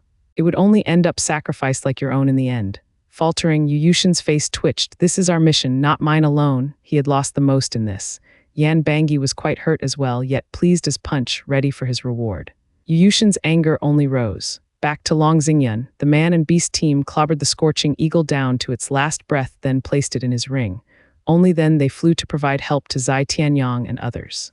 Chu Qingcheng's girls helped Zhu Ningxiang up, but her dead eyes and fading life force left them in grief. Chu Qingcheng's eyes teared and placed a hand on her head. Dong Xiaoan cried, "Edifice Lord Chu, what are you doing?" With Lady Ninger's essence taken, her mind is in chaos and her soul is about to scatter. The agony is no different from having one's marrow pierced by 1,000 needles. The pain is enough to harm the soul. It's better to release her from the torment. Chu Qingcheng gnashed her teeth, her heart bleeding at the injustice. Dong Xiaoan was stunned. She looked away as tears streamed down. The Zhu clan and Zai Tianyang weren't by Ninger's side, but the words cut them deep still. They hoped to save Ninger, even if it was a flimsy hope, but none wanted to put her through such torment. Only Leng Wucheng nodded. Not a bad way to die, at least better than muddying the ground with blood. Yu Yushin showed quite the initiative in this mission. Huanpu Tianyuan smiled. "Ninger, please don't blame me." Looking at Zhu Ningxiang's pale face, Chu Qingcheng's palm was ready to strike. But then, Chu Qingcheng looked stunned as Zhu Ningxiang's dainty hand stopped her. With barely any strength left in her, even with her eyes dull, she still held on to the last bit of energy, holding back the attack. A deflated and weak smile graced her lips. Edifice Lord Chu, please, give me more time. I want to see Big Brother Zhu one last time. Chu Qingcheng's words were stuck in her throat. She knew the pain of having one's soul scattered, but nonetheless, Ninger wished to wait for Zhuo Fan. As a woman, especially a woman who loved the same man she did, Chu Qingcheng's heart was in such pain that she turned around. Zhu Ningxiang gave a faint smile, thank you. Once Zhu Ningxiang and the Zhu brothers recovered enough with the help of pills, they rushed to Zhu Ningxiang's side. The pale face and increasingly weakened figure filled them with sorrow. Zai Tianyang wanted to go get her essence back, but Zai Tianxing held him back. The other side had Huangpu Qingshan, and neither of them were his match. Zai Tianxing may be a martial fanatic, but he knew his limits. Before they could do anything else, however, they had to wait for Zhuo Fan and discuss it. But even after 2 days, Zhuo Fan was nowhere in sight. Zhu Ningxiang only got worse, at the brink of death. Zai Tianyang was always by her side, in tears. In the afternoon of the 3rd day, Zhu Ningxiang and Zai Tianyang saw their thunder ring flashing. Zhu Ningxiang was moments away from passing, but her eyes shined and a smile appeared. He came. Boom, lightning crashed and Zhuo Fan landed. He saw less than 1,000 men and his heart seized. He asked Chu Qingcheng nervously, is everyone all right? Their faces were dull and words had left them. Zhuo Fan's heart skipped a beat, feeling the gravity of the situation. Zai Tianyang's bloodshot eyes turned to him, his voice laced with hatred. You're too late, far too late. Zhuo Fan was taken aback seeing the brother he went through life and death with show such an expression. But then he noticed something and his lips quivered. How is, Ninger? Zai Tianyang only closed his eyes, but tears never stopped flowing. Zhuo Fan grew more nervous as he approached slowly with shaky legs. He didn't want to accept that because of him, Huangpu Qingshan had moved against Ninger, a sweet and frail girl. As the sad and despondent people slowly made way to reveal a delicate figure, Zhuo Fan's mind was blown away, rooted on the spot. Ningxiang was so weak that her eyes were now dead voids, but she forced herself to show a smile to ease everyone's minds. They all knew she wasn't long for this world. Zhuo Fan released his discerning field. He shook for a moment and gnashed his teeth. Ninger's essence. Zhuo Fan's hands tightened. How long? Chu Qingcheng spoke dully. 3 days. Taking a deep breath, Zhuo Fan closed his eyes. He felt something warm flowing down his face. Once essence left the body, it had to be returned in maximum 1 day for the person to be saved. With 3 days passing, even if he had the power to return it, he couldn't save her. Zhu Ningxiang understood his pain and smiled, like everything would be all right. Big brother Zhuo, you said you'd come for me 5 days later. You didn't lie to me. You came back. Zhu Ningxiang struggled to raise her hand, the thunder ring flickering on her finger. Big brother Zhuo, you held our promise. Listening to her faint and concerned voice, Zhuo Fan still kept his eyes shut. He was afraid that after looking at her, he wouldn't be able to take it, his heart giving in to the flooding emotions. Then Zhuo Fan forced those impulses down, achieving calm. He opened his tranquil eyes, his voice plain. Ninger, I was late. Big brother Zhuo, it's all right. You weren't late to me. Today is the 5th day. Zhu Ningxiang said to him, Big brother Zhuo, will you touch your ring to mine and fulfill our promise? Zhuo Fan drew closer to the weakened girl, showing his flickering thunder ring. Zhu Ningxiang could not see, but the sound reaching her ears made her show a smile. Big brother Zhuo, I know you must be feeling guilty, but it wasn't your fault. I believe you were just as taken by their schemes as we were by their ambush. I do not blame you. They even said they came to kill me for you. I am happy. This proves Big brother Zhuo cares about me the most for them to pay attention to a girl like me. Tightening his hands, Zhuo Fan fell silent, but his eyes exploded in rage. Brother Tianyang, didn't you want to touch rings as well? What are you waiting for? I don't have much time. I still long to hear our 3 rings flicker. Zhu Ningxiang smiled at Zai Tianyang. Zai Tianyang's heart was consumed by grief, tears flooding his eyes as he touched his ring to the other 2. The 3 thunder rings let out a bright light and intense crackling. Zhu Ningxiang closed her eyes at peace. I wish we could return to those days in the Albeast mountain range. Zhu Ningxiang's hands slacked. She was gone, but there was no pain or regret on her pale face. It was impossible for anyone who died from a scattered soul to show such an expression, because the agony of having one's soul ripped to pieces would twist their face into a horrifying visage. But not Zhu Ningxiang, she only showed content. Even Zhu Chengfeng, Leng Wucheng and Dugu Zhanshan beyond the national elemental stone showed a reaction. They had never seen such a pure and innocent girl. It was a true loss for her to suffer such a gruesome death. Zhu Chengfeng sighed, no wonder the kid is so touched by this girl. She is a true rarity. An evil soul will always look for pure souls to lean on for comfort. But once the pure soul leaves, the evil soul would find itself alone and maddened. No one can prevent it. Lang Wucheng caressed his beard. His sigh showed compassion, but the glint in his eyes spoke another truth. Zhu Chengfeng eyed him coldly. Sir Lang, when playing with an angry beast, beware not to get mangled yourself.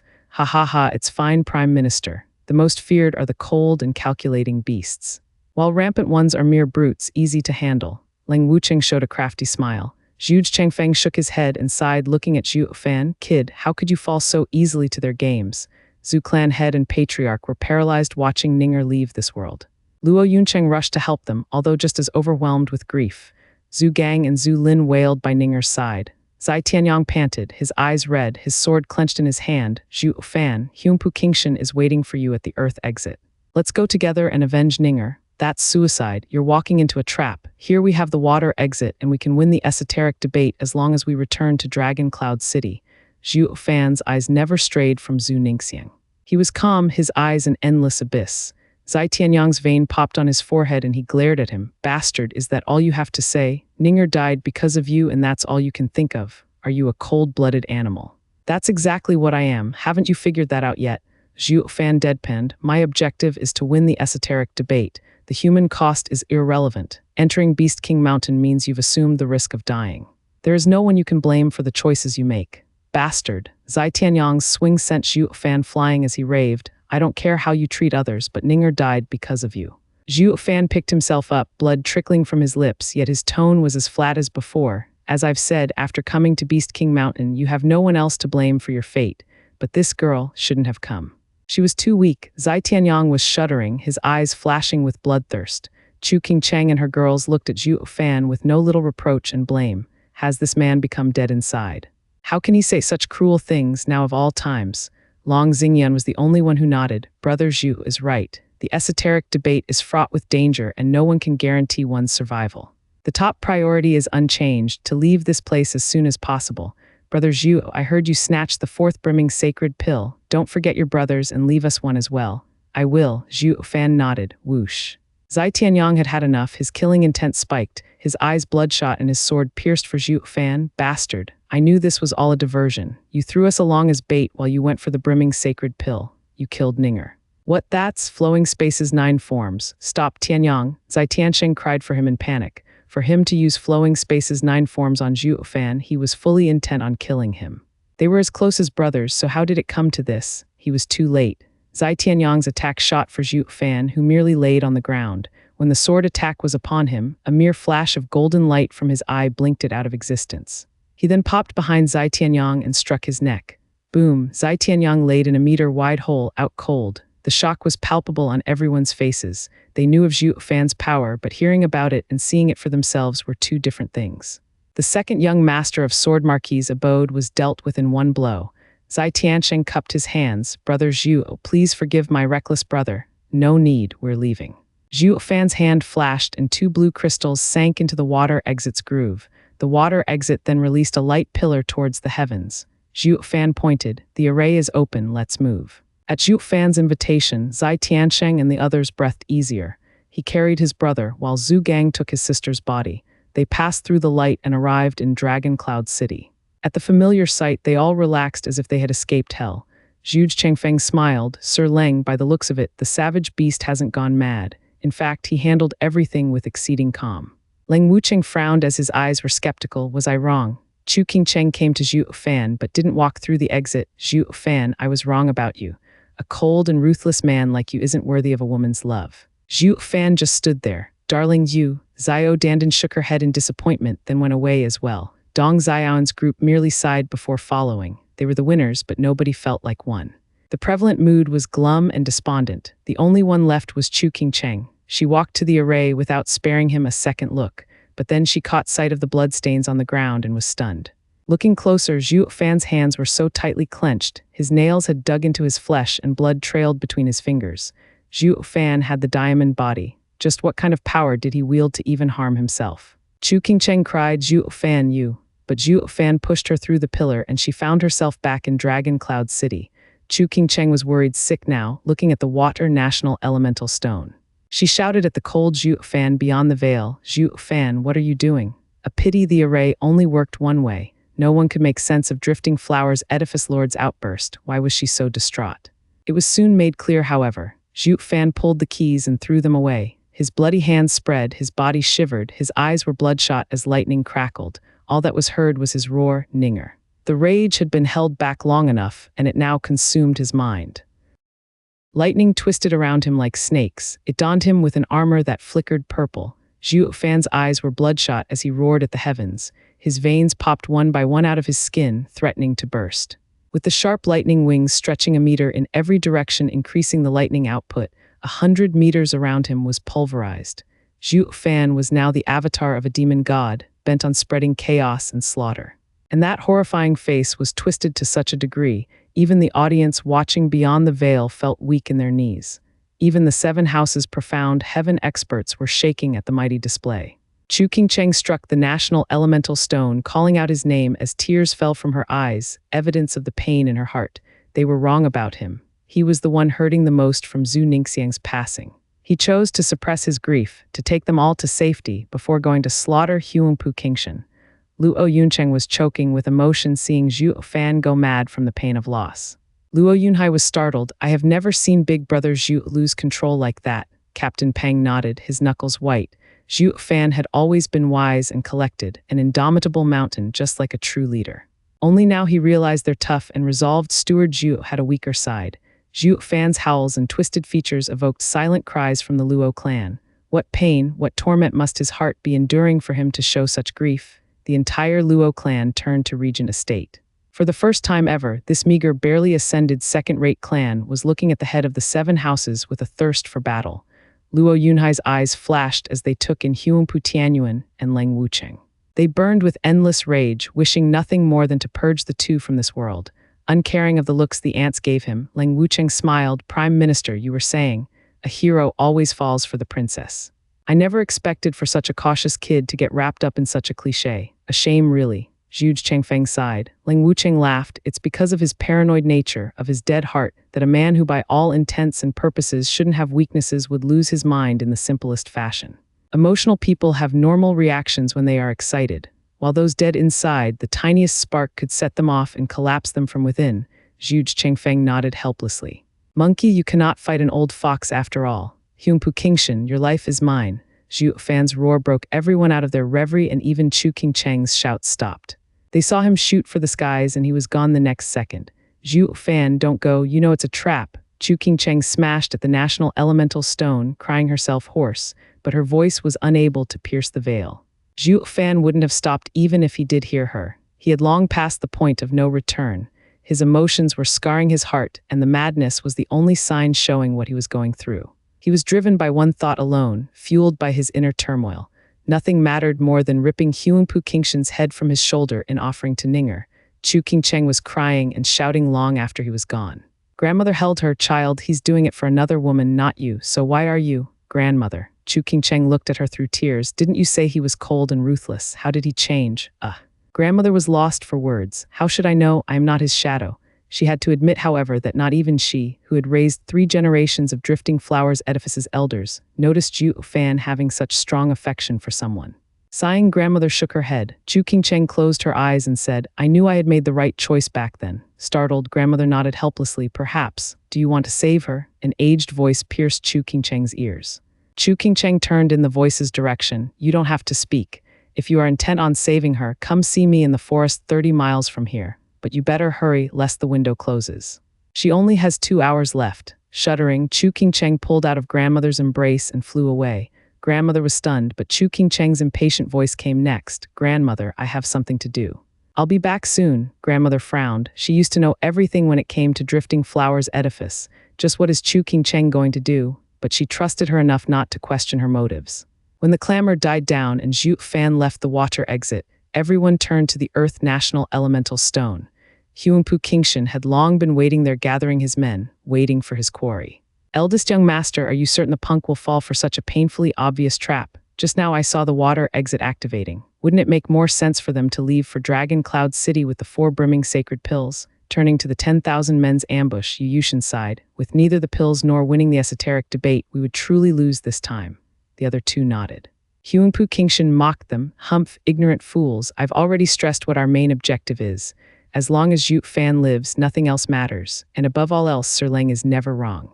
The others may return, but Zhuo Fan won't. Wait and see. The three bowed. They had no clue what was happening on Zhuo Fan's side, but the audience was clear on one thing. Zhuo Fan was on his way over to the Earth exit. They were cast reverent gazes onto Lang Wucheng standing among Regent Estate's clansmen, as expected of unwanted contrivers' ploys. Even Demon Archon Zhuo Fan fell for it. He truly is the Empire's sage. Lang Wucheng was basking in the gazes of everyone, straightening his beard in pride. He felt like his glory had surpassed even Zhu Changfeng's. But the latter didn't bother, eyes fixed on the national elemental stone, contemplating. A day passed and Huangpu Qingshan was still sitting peacefully before the Earth exit. The sudden thunderclap scared off the birds in its path. The frantic and erratic power threatened to crush everything. Huangpu Qingshan opened his eyes and grinned, looking in the distance. Ha ha ha, finally. Yan Bangyi, Yu Yushan, Lin Xuanfeng, get ready. We can't let him escape. Understood. The three cupped their hands, vanishing among the trees. With the fall of lighting, it revealed a gruesome face. Zhuo Fan's eyes knew nothing but bloodlust at this point. Huangpu Qingshan was thrilled. His presence here proved that the plan had worked. Ha ha ha, Zhuo Fan, I used to think you had the same royal air as myself. How come you're riddled with emotion? How could you stoop so low? Now I see that I am the only one worthy to be king here. Huangpu Qingshan, your life is mine, Zhuo Fan roared, throwing himself at Huangpu Qingshan. Huangpu Qingshan sneered, only kings are worthy of my attention. 3 shouts followed his words, and a flood of people came from all directions, more than 10,000. There were even hundreds of profound heaven experts leading the charge, wielding 4th-grade spiritual weapons with the sole purpose of piercing that diamond body of his. Zhuo Fan roared, get lost, ants. His voice, powered by his intent, spread all around, only to meet another intent along the way. With a bang, the two intents canceled each other. Huangpu Qingshan's eyes widened. He didn't take Zhuo Fan to be capable of outdoing him in the strength of soul, but he made sure to cover it up with mockery. Humph, you'll never get to use intent as long as I'm around. Squinting, Zhuo Fan was still unfazed. If the easy way failed, he'd just have to kill them the hard way. Zhuo Fan sped up and made contact with the 10,000 men's army. Tens of spiritual weapons fell upon Zhuo Fan, akin to being hit by a cannonball each time. Even Yu Yushan and his 2 allies looked startled at the onslaught. Not even a radiant stage expert could escape the blows of tens of profound heaven experts all coming at once. They'd be picked apart. Zhuo Fan has truly lost it to charge head-on. The audience beyond the veil was of the same opinion. They finally realized the horrifying difference between a calculative beast and a mad one. Zhuo Fan had now lost all reason, all inhibitions, but regardless of how strong he was, even he would fall against an army. Luo Yuncheng and others were watching in worry. What happened next was beyond anything they had ever dreamed of. Even Regent Estate was floored. I thought I told you. Get out of my sight, you insects. Following his roar, the purple lighting enveloped his body, and under the stunned audience's watch, he moved like a tornado with his wings spread. Whoosh, the attack hacked through metal and flesh alike. Tens of profound heaven experts and their spiritual weapons were bisected before they could make contact. The lightning wings wrapped in purple lightning were the ultimate killing weapon. Utter shock, every single person who was watching went slack-jawed, no exception. Lang Wucheng was quite certain a couple dozen profound heaven experts wouldn't do Zhuo Fan in, but he didn't go as far as to assume they'd die in an instant. Not even a radiant stage expert with their intent sealed could pull it off. And yet, Lang Wucheng's gaze grew firm, as did his frown. I knew the kid was hiding his strength. Now we finally see his limits. Zai Tianqing's eyes shrank, the hand on the hilt tightened. Till now he saw Zhuo Fan as a convenient target to challenge and better himself, only to find out that the guy was an even bigger objective than Huangpu Qingshan had ever been. Zhuo Fan's mad slaughter was that of a tyrant, trampling all that stood in his way. The bloody and gruesome battle had even this martial fanatic's blood pumping. He was totally regretting it now. Why couldn't he have stayed back in Beast King Mountain? He would have been fighting alongside Zhuo Fan right about now, getting his fix of killings. Huangpu Qingshan's eyebrow moved. Zhuo Fan had defied his projections. With those lightning wings of his, even capable of cutting through 4th-grade spiritual weapons like butter. Taking a leap further, it wasn't that much of a wild guess that those wings could pierce his own hardened body. Attack, the instant death of dozens of profound heaven experts struck fear in the rest, but Huangpu Qingshan was there to make sure they would stop at nothing to kill him. For a moment, nobody knew what to do. While the others were in a conundrum over their literal existence, Zhuo Fan had no such qualms.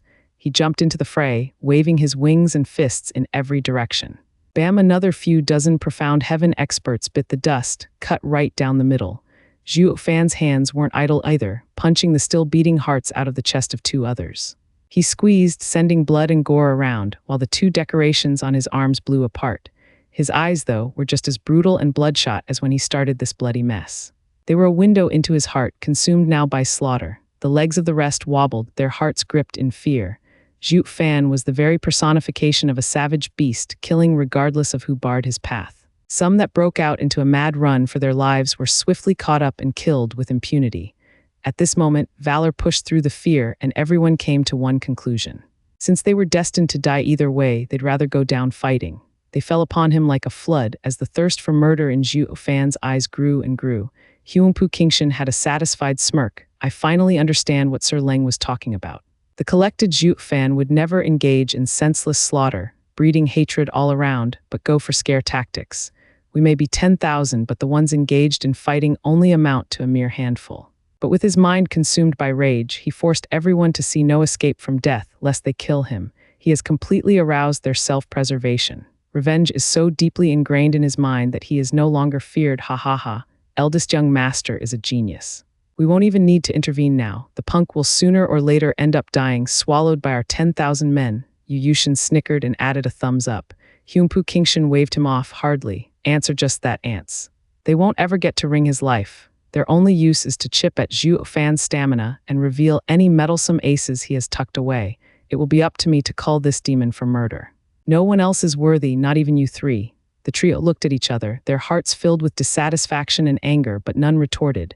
Going back to the slaughter at hand, Zhuo Fan was found to have reaped through hundreds of experts. The trio nodded inwardly. Eldest young master has a point. The monster has gone berserk, but we're still no match for him. Now then, it is time we added to the challenge. Activate that 36 array. Huangpu Qingshan watched the slaughter with a cold and detached eye. Yan Bangyi gave a signal to the ones hiding in the forest. The men's hands weaved through gestures, and a bright light enveloped the battlefield. Zhuo Fan, who saw only red before his eyes, suddenly stopped and his knees buckled. Looking down, he saw a silvery light meteor array. Zhuo Fan's instinct told him this was a first-grade array, putting pressure on him and sealing his movements. He could tear through such a low-grade array with his Yuan Qi alone, but it was easier said than done when being assaulted from all sides by endless waves of enemies. Those profound heaven experts wielding spiritual weapons were waiting for this golden opportunity and stabbed him. A dozen of them chose to aim for the lightning wings instead. With the lightning wings nailed to the ground, he was like a lamb to the slaughter. He, soaring demonic dragon's head is mine. One excited, profound heaven expert saw endless glory within reach. But then a curse came from behind. Don't you dare get greedy. Stick to the plan and hold down his wings. Any mistake now will turn the eldest young master's wrath on you. Shuddering, the man woke up from his reverie, moving from Zhuo Fan's head to the wings. The audience beyond the veil were crying out in shock, as Luo Yuncheng was sweating buckets with worry. They only had to trap Zhuo Fan, and when he was meek and helpless, the sea of people would attack and finish the job. Huangpu Tianyuan smiled. Sir Leng, the punk would be worse for wear if not outright killed. Who knows? I reckon his ultimate demise will rest in the eldest young master's hands. Leng Wucheng shook his head. Huangpu Tianyuan snorted. Won't that give him all the glory? Whoosh, tens of fourth-grade spiritual weapons were coming for Zhuo Fan's head. Not even Zhuo Fan could take that. Yet the man in question had the same bloodthirsty gaze, not registering the meager clowns and their parlor tricks. As the spiritual weapons approached, joy blossomed on the faces of everyone. Just then Zhuo Fan's right eye shined with a golden halo. Divine Eye of the Void, first stage shift. Whoosh, all spiritual weapons vanished without a trace, only to appear a mile away, somewhere in the forest. They all froze in shock. They were this close to ending the monster, but their weapons vanished. How do we kill him now? Won't we just die? Thank God the monster is still in the meteor array and we can draw back. Their relief was short-lived, however, as the purple lightning once again exploded from his body. A boom announced the destruction of the array beneath him, as well as the bloody pieces of profound heaven experts flying everywhere. Zhuo Fan made a show of standing up and, without preamble, resumed the slaughter fist. Only this time the purple lightning acted as a shield 3 meters around him. Those unfortunate enough not to remove themselves from peril were ejected by force, permanently, and in a spectacular fashion of gory shower and blood. Even the hidden arrays around him were detonated ahead of their time. The purple lightning tore through anyone and anything without remorse. Zhuo Fan was charging all this while. He didn't need to do much else, with the shield blowing everyone around to pieces. In mere 15 minutes, the death toll reached 4 digits, with many of the victims strewn around all over the place. The rest shirked back in fear, not willing to face him and test his edge. Now, even if Zhuo Fan chased them, they'd still flee. The first time they had placed their trust in human wave tactics and held a glimmer of hope at overpowering the savage. While now that notion was quite literally blown away, evident by the victims getting zapped as they tested the lightning shield, only to die gruesomely before they could even reach him. How do you fight that? A man's valor grew when fighting against surmountable opponents. But in Zhuo Fan's case, the man was indomitable, and fear had soon taken root. The battlefield had devolved into Zhuo Fan chasing around fleeing and powerless targets. No one could stop him. Yan Bangui was soaked in sweat, now realizing the tragic and deadly extent of Zhuo Fan's purple lightning. It was worse than his poison. Under these circumstances, the tables had turned. They were the ones with the army, and yet they were the ones ending up butchered. Yu Yushin was panicking. Eldest young master, that thing is a freak of nature. Our 10,000 men's army will be gone soon if we don't do something. Not to mention the whole of Dragon Cloud City's clan and house leaders are watching us. We've been plotting and scheming for so long to trap one man, and if we still can't deal with him, we'll become the butt of the Empire's joke. I know. I don't need you to remind me. Hyunpu Kingshan's snort cut him off. His eyes glinted with cruelty as he stepped forward. I didn't think I'd have to step in so soon. I truly am surrounded by trash. Stone engrossed, be it from fear or shock, some were too stunned to even react. Zhuo Fan had braved against 1,000 men alone and killed them by the score like a true demon god. It was long past the point where the house's elders could stay calm. Veiled Dragon Pavilion's Long Ju was the most affected. Zhuo Fan's murder weapon was none other than the purple lightning from his eye, though the difference couldn't be bigger. Zhuo Fan's purple lightning was so strong he used it as armor, and all he had to do was run into the enemy unchallenged. The enemy had no choice but to flee, unable to cope with such destructive force. The lofty figure, filled with zeal in his indiscriminate killing, made the viewers secretly cry out in excitement. One particular crazed martial fanatic felt the opposite. Zai Tiancheng had long been shuddering with fervor and fighting spirit. Whoosh, a light announced Chu Qingcheng's return, her face filled with grief. Grandmother rushed to her side in worry. Qingcheng, what's wrong? Nothing. Chu Qingcheng shook her head. How is he? Grandmother sighed and turned to the veil. See for yourself. Chu Qingcheng caught Zhuo Fan's howl as he tore into the 10,000 men army. His face was malevolent among the flying limbs, a picture only achieving completion with the symphony manifested by the agonized victims. The bloodshot eyes seemed to write off anyone they landed on, gone from this world. The first thing that came to mind was a death god unleashed upon this world to spread suffering and pain. Chu Qingcheng's heart was twisted up from pain, biting her lip in fear of crying out, even as tears fell from her eyes. She knew very well that the crazed Zhuo Fan was in incredible pain and grief. Look, Hyunpu Kingshan is joining. At the nameless cry, everyone turned to the imposing and mighty figure charging with relentless force towards Zhuo Fan. There was not a single person out there who didn't recognize the conceited, heaven-shaking dragon lord. This lifted the moods of everyone at the prospect. The two strongest geniuses of Tianyu were duking it out. Who was going to win? Who was going to be the #1 clan in this time's esoteric debate? It would soon be made apparent as dragons collided. The rules were very clear, though. The first to return to Dragon Cloud City was crowned champion. Though everyone knew, the returnees even more so, that it was merely an escape cowardice. The title of #1 clan of Tianyu rested on the shoulders of these two dragons. Gulping, every single person was watching the most anticipated battle of the century, with hearts in their throat. Zai Tiancheng was holding the sword hilt so tight that his hand turned white. His eyes were sparkling while his excitement shot through the roof. Those two were the objectives he wanted to desperately surpass, but who was the best and strongest of their generation hanged far more heavily on his mind. This battle would settle who was to be his true goal. Zhuo Fan. Zhuo Fan went nuts in killing anything that moved, going so far under in his bloodlust that he lost focus of his surroundings. It was then that the shout coming from behind pierced his ears. Turning around, he saw Hyunpu Kingshan charging and shouted, "Hyunpu Kingshan, you will pay with your life." Zhuo Fan moved away from those ants and rushed towards Hyunpu Kingshan. The purple lightning withdrew into his fist just as he struck. Hyunpu Kingshan roared as well, shining golden and surrounded by 9 golden dragons as he met the punch. Imperial Tyrant body art. Bam. The staggering power of the punches smashed together. A golden light erupted and purple lightning exploded as the earth caved and sky trembled. Zhuo Fan and Hyunpu Kingshan's fists were now in a deadlock. But the power only grew stronger, roaming along their arms and aiming to settle the stalemate. Huangpu Qingshan and Zhuo Fan glared at each other, with neither backing out an inch. But the sudden explosion flung both of them backwards for 5 feet. The tremendous pressure swept the battlefield. The rampant golden glow along with the berserk purple lightning tore into any poor devil that crossed its path. The fallout alone robbed the lives of 2,000 hapless souls, reduced to mangled flesh and adding to this hellscape. Gasping, the survivors fled as fast as they could. It went beyond what their feeble minds could possibly comprehend. Just the shock wave reaped through them like death. Not even profound heaven experts were spared from such a cruel fate. They had finally come to realize on their own skin what a gulf in power truly meant. The profound heaven experts knew the two of them could kill them with just their thumb. How could heaven allow for such monsters to exist? It went against the natural order. The ones receiving the full brunt of the shock were in fact 6 dragons and 1 phoenix.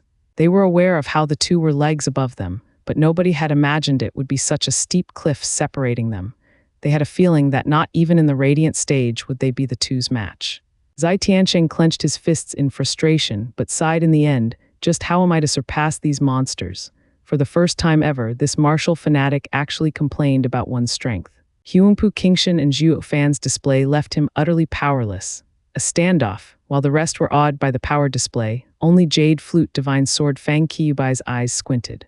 They even contained a glint of amazement while looking at Zhuo Fan. The Emperor's intent for Zhuo Fan to harass Huangpu Qingshan came from his council. He had gone to great lengths in informing Zhuo Fan of every aspect of Huangpu Qingshan's traits. That a head-on clash was ill-advised and he had to lean on tactics to get the upper hand.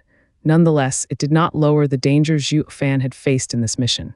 Yet at the end of it all, the kid took merely 5 years to reach the level of monstrosity Huangpu Qingshan turned out to be. Something he had failed to foresee. He could go as far as to say Zhuo Fan was the truest monster of the two. Just 5 years ago, Zhuo Fan barely defeated Huangpu Qingshan's younger brother, who was far weaker. And here he was now the other brother's equal. It was just too hard to wrap his head around how insane it was. What blew his mind, however, was the two monsters' one-stage gap in cultivation. So the two may be equal right now, but Zhuo Fan's potential was inhumanly above Huangpu Qingshan's. It was hard to fathom what the future held for the man. In 5 years, no, just 3 years, Zhuo Fan may very well be able to wipe the floor with Huangpu Qingshan. Such prospects were so ridiculous, even Fang Qiubai had to do a double take. It's all so obvious now why the kid was so carefree when accepting this mission. He is confident of victory. As long as he comes out alive from this battle, he will grow into the #1 overlord of Tianyu. Not even Regent Estate's 1,000-year-old legacy will be of use then, ha ha ha. Fang Qiubai sighed. Ling Wucheng and Huangpu Tianyuan had reached the same dreaded conclusion. Zhuo Fan had now risen to the level of biggest threat on their list. He must be stopped at all costs. The kid can already cause upheavals, throwing the 7 houses into turmoil. If allowed to grow for even a second more, no matter how much power the 7 houses bring out, it wouldn't be worth a damn. Huangpu Qingshan stopped his skidding, looking at Zhuo Fan in astonishment.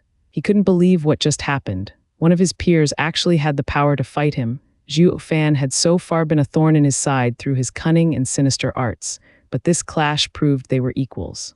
A truth he wasn't ready to accept. The majestic and royal regent estate's eldest young master, who had been uncontested all his life, had now found his nemesis, perhaps the one to rob him of his birthright to rule. A deep sense of danger had taken root into his heart, something that had never happened before. It only worked to fuel his thirst for murder as he roared, "Zhuo Fan, today you must die." "Huangpu Qingshan, pay with your life," Zhuo Fan roared back. The lightning crackled as he charged, and Huangpu Qingshan did the same. Boom, the sky exploded in lightning as the earth was scorched. The two forces of nature in the shape of body cultivators clashed blow by blow, tearing the world asunder and spreading death. The fallout of every clash was like a bomb, which caught the hapless fools from the vassal clans, reaping their lives in the most agonizing way possible. "Oi, you two, we aren't collateral damage here, you know. You both have a strong arm to take the punishment, but we are normal people. Show some compassion, will you, and leave us out of it." The two were too far gone. Zhuo Fan consumed by vengeance and Huangpu Qingshan consumed by having his status under real threat. They had no time to mind the petty ants, constantly clashing and constantly moving. 200 blows later, the two had no scratch on them, though one couldn't say the same about the unfortunate souls surrounding them. What was supposed to be an ambush was now culled by the aftermath of these monsters. The number of casualties tallied to 5,000 at the least. It was a total tragedy, genocide. Yushin's group of 3 was shaking in their boots and sweating like pigs. They looked into each other's eyes. "Should we Leave. If anyone else heard them, they'd be floored. What the hell, man? If even the 6 dragons and 1 phoenix are scared of the two's fallout, what about us? Are we supposed to sit here and die? As the two's fight escalated, it had put the lives of even these 3 in danger. The decision was made for them, as the frail balance between the 2 monsters had slowly tipped. Hyunpu Kingshan's golden dragon claw grabbed at Zhuo Fan's throat. The power behind it made Zhuo Fan flinch and lean away. Hyunpu Kingshan snickered. His attack changed as he struck down. Zhuo Fan felt an immense pressure burying him a meter into the ground. He die. With a sinister and gleeful grin, Hyunpu Kingshan's claw shot for his throat. 9 dragons diamond body, dragon-empowered claw. Rip, the space itself cracked as the golden dragon claw pierced at Zhuo Fan. The sharp gale cut at one's face. Squinting, Zhuo Fan was shocked inside. The feeling of this power told him that this martial art was at the limit of surpassing profound rank level and entering the earth level. The consequences would be dire if it struck. The audience beyond the national elemental stone were equally shocked. Hyunpu Kingshan's arsenal wasn't limited to just the imperial tyrant body art. Zai Tiansheng and his allies were the only ones who recognized that claw. Hyunpu Kingshan had used the same claw on them once before, but that time paled compared to the one he showed today. Yet even that weak claw was enough to force them into submission. Witnessing Hyunpu Kingshan going all out, it dawned on them what a deadly move it was, that it could crush mountains. Fang Qiubai watched it all with a critical eye. 9 dragons diamond body. I never thought I'd see this Earth-ranked cultivation method appear again.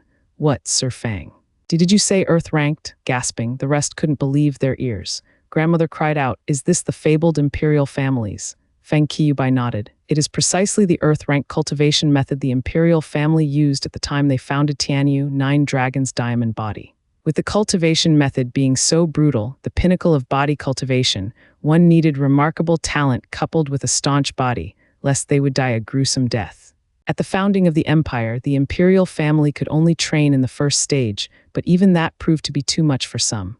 The dragon power ran rampant throughout their body, bursting their vessels and ultimately their bodies. I would have never guessed Hyunpu would attain great ancestors' power. More so as, Fang Qiubai squinted at Regent Estate, his training of the first stage is sublime and is very likely to go beyond it. Eyes turned to Regent Estate with horror. It was bad enough that Regent Estate was the strongest of the houses, but now their future estate lord had the talent to wield an Earth-ranked cultivation method. Who was there left to face them? Regent Estate was clear on this, sticking out their heads in pride, as if to say, now you know our power, be good and wait, see how we deal with anyone who opposes us. Grandmother and her 2 allies' moods sank. There was always a gap in the 7 houses' power, but that would usually be bridged with their inherited profound ranked martial art. That gave them a fighting chance. Yet with Regent Estate using an Earth-ranked martial art, they had left the other houses far behind, a level they could never reach.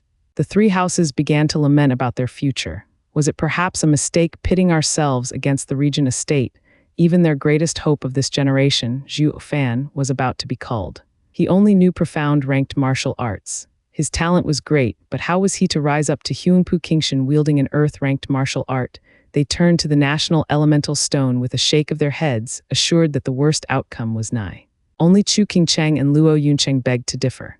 In fact, they weren't thinking at all. Their minds and hearts were filled with worry for Zhuo Fan, trapped there all alone and waiting for Hyunpu Kingshan to strike. Die Zhuo Fan, Hyunpu Kingshan cackled. Victory was at hand. Zhuo Fan couldn't budge, but his eyes flashed golden. The one to die is you. Divine Eye of the Void's first stage shift. Zhuo Fan vanished into thin air. Hyunpu Kingshan's claw gouged a 1,000-meter deep hole into the ground. Eyes trembling, Hyunpu Kingshan wailed. He was about to get up when a relentless force smashed into him. A purple lightning-empowered fist rammed into his back. The rampant purple lightning rained havoc to his insides, tearing at his heart. No matter how tough Hyunpu Kingshan was, he was not invincible. He spat crimson blood and was sent barreling into the hole he had just made, deepening it by another 1,000 meters. Such a radical change happened too fast for anyone to comprehend or react. None saw how Zhuo Fan had dodged, only registering how his fist buried Hyunpu Kingshan. They were dumbstruck, minds blown. Few knew about Zhuo Fan's new abilities, with only the 6 dragons and 1 phoenix having seen him using it. But now everyone had gotten a taste of what he was capable of, and all they could do was stare bug-eyed. Fang Qiubai shivered, blinking in confusion.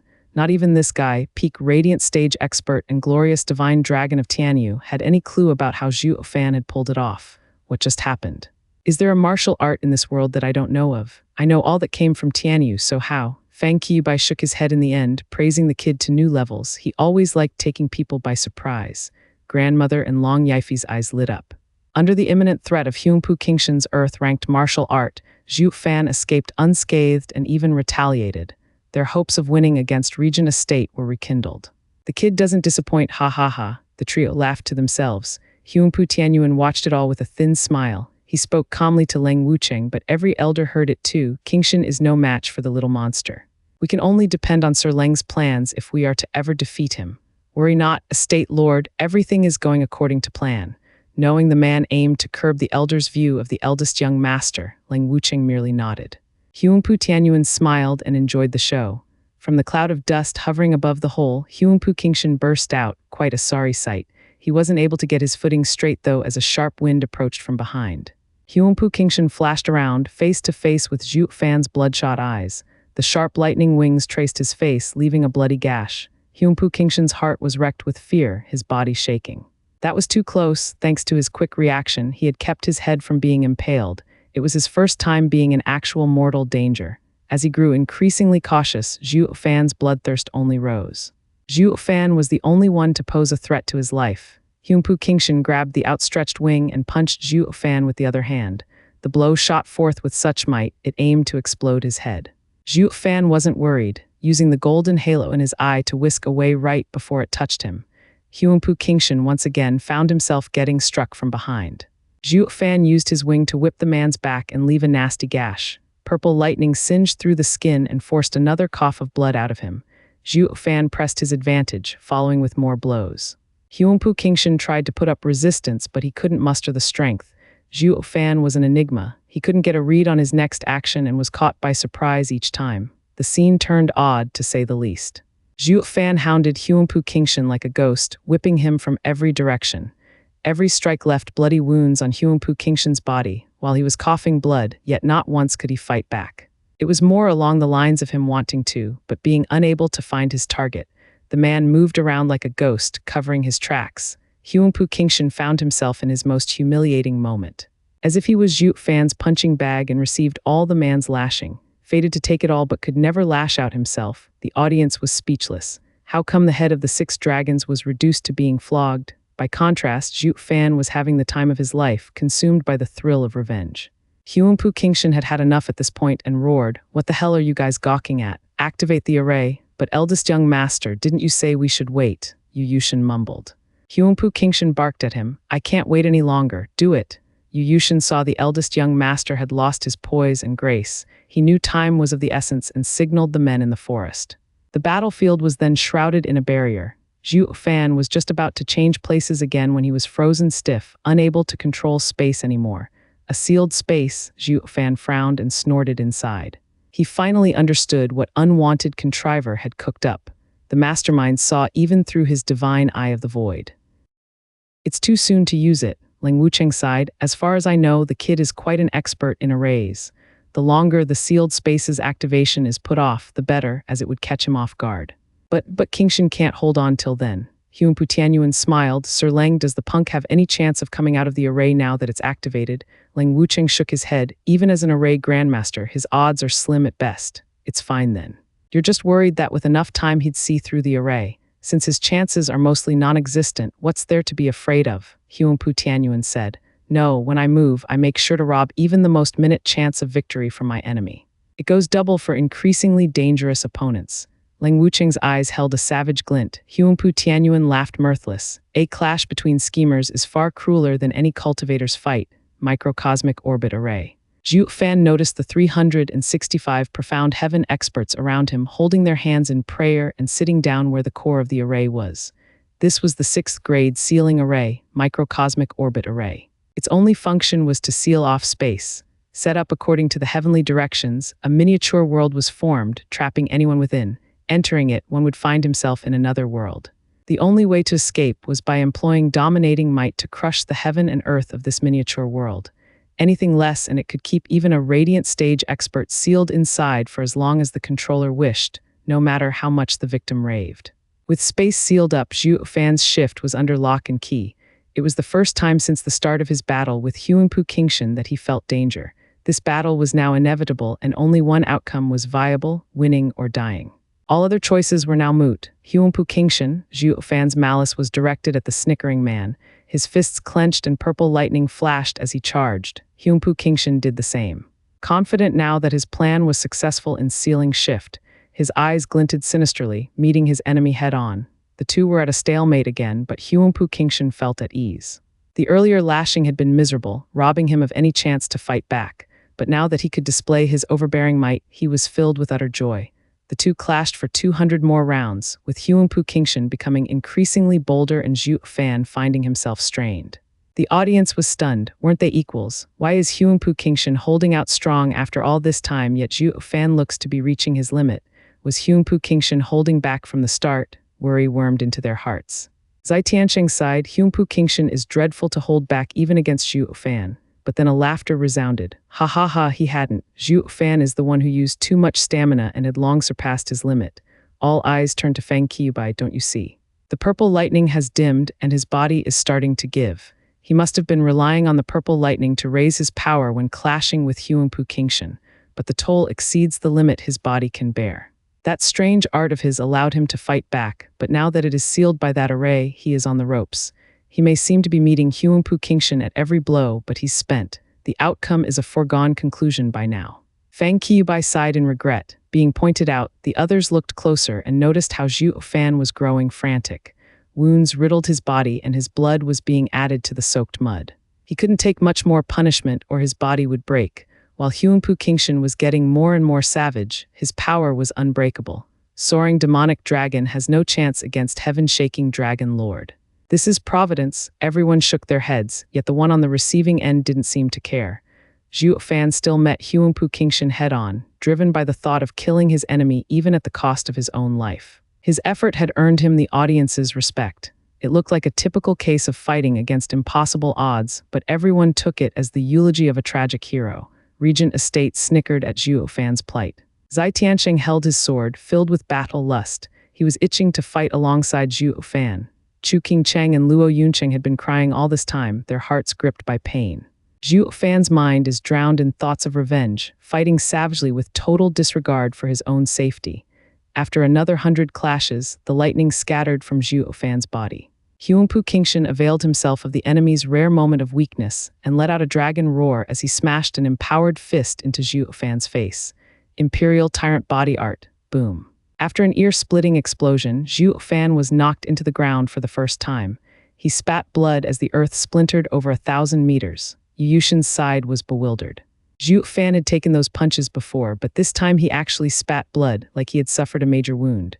Why now and not earlier? Huangpu Qingshan was the only one who understood, stepping on the powerless Zhuo Fan's chest as he mocked, "Humph, prick, where's all your power gone to now? Don't you have a bag full of tricks? What's wrong? Take them out. He, you think I couldn't tell that the purple lightning was giving you power while eating you from the inside? You did this to yourself, not me. You never were my match." Huangpu Qingshan pressed harder and Zhuo Fan spat blood and gore, yet no sound escaped his clenched teeth. Luo Yuncheng and the women cried in pain, while the rest sighed how the soaring demonic dragon was on his deathbed. With his cunning, Huangpu Qingshan would never be his match in a one-on-one fight based on how many tricks he had. A darn shame he lost his mind, and now had fallen for Huangpu Qingshan's ploy. Zhuo Fan needed but days and he'd surpass Huangpu Qingshan many times over. But that ship had sailed, and so too would his life. Huangpu Qingshan squinted at Zhuo Fan's puny attempts, deriding him. A pity, really. With your talent, if you had fought for any longer, the true king might have been another. But you moron, lost yourself over a dumb girl. This proves that you are unfit to be king.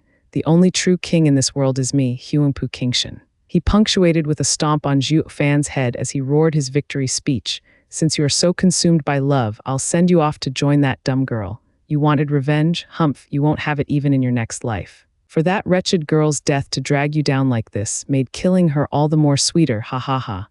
Huangpu Qingshan's cackle jarred the ears of everyone. He raised his leg, ready to burst Zhuo Fan's head as people's hearts seized and they looked down. The women's tears ran in streams. But then, a flicker of lightning stopped Huangpu Qingshan's raised leg. Huangpu Qingshan was in shock, finding his leg gripped in an iron vise, with purple lightning streaking over it stronger than ever. Heart seized, Huangpu Qingshan realized that he couldn't stomp no matter how much he tried. Huangpu Qingshan, you will never kill me. The The grim and eerie voice sounded like it came from hell. Under Huangpu Qingshan's shock, the grip flung him into the air. He couldn't do anything to fight it. When he picked himself up, what he saw froze him. How does he still have so much power? Huangpu Qingshan watched the dazzling lighting and gulped. The others were dumbstruck. In the middle of the lightning storm, Zhuo Fan rose to his feet, his eyes bursting with bloodlust. Although soaked in blood himself and riddled with wounds, the boundless might exploding from him hammered into the hearts of all onlookers. Huangpu Qingshan turned grave. Just how much power is this punk hiding?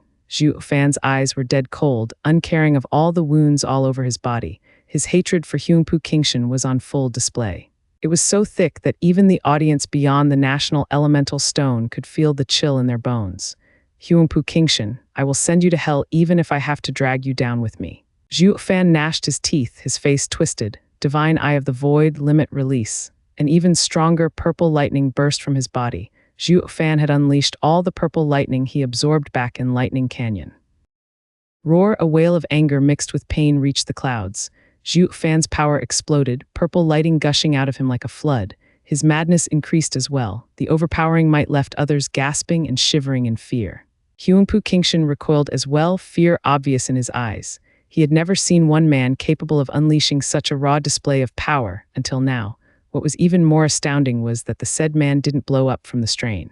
The viewers beyond the national elemental stone weren't there to feel it, but the sight was shocking enough. Fang Qiubai squinted. The kid was hiding such a move, but can he take it?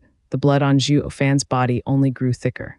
Just like a dead tree, he was pushing towards collapse. Fang Qiubai frowned, worried. Chu Qingchang and the other women's hearts went to the man's suffering. Their tears flowed for him. It was obvious that Zhuo Fan's trump card was a life for a life. Zhuo Fan from before would have never resorted to such desperate means unless it was a matter of life and death. But now, for the sake of killing Huangpu Qingshan, for revenge, he threw it all away. With a cry of pain, Zhuo Fan's surging power had reached a plateau. Purple lightning bathed his body, his wings turned purple as well. They crackled with lightning, releasing waves of power. Zhuo Fan panted, his body bloodied from head to toe. The bones of his legs were visible as the tyrannical might of the purple lightning ate through his flesh. The pain was excruciating, but his eyes only grew more sinister. Huangpu Qingshan's heart seized looking at the purple lightning show, but he still found in him one last mockery. Zhuo Fan, I was wondering what great and all-powerful ace had you been keeping all this time, only to find out it is a dumb, crippling move to gain the power to beat me. Your body is so wrecked you can barely stand. You may have obtained the power now, but it's still not enough. Whoosh, the lighting storm flashed in his face in the form of a palm.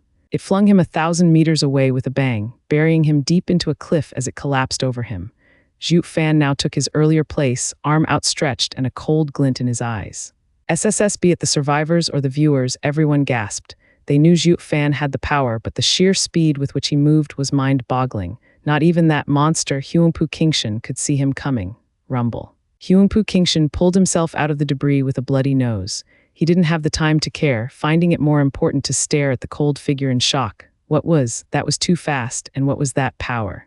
The punk is clearly on his last leg, so why does he have so much power? He's even stronger than when the battle started. For the first time ever, Huangpu Qingshan's heart was in fear's grip. Huangpu Qingshan shook it away. He was undefeated, conceited into thinking he was heaven's walking gift on earth, its rightful king. How could such a lofty being ever know fear? Gnashing his teeth and forcing himself to remain calm, Huangpu Qingshan's eyes regained their battle spirit as he looked ahead.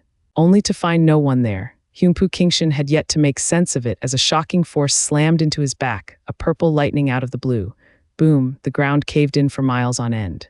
Huangpu Qingshan was in the middle coughing up blood and getting the shock of his life. When did he get behind me? He turned his stiff head back only to meet Zhuo Fan's icy stare and the purple lightning-infused fist into his back. Humiliation, being bashed around twice now without the slightest chance at retaliation, was a clear and naked insult to Huangpu Qingshan. The shame only grew when he realized he was actually the weaker of the two.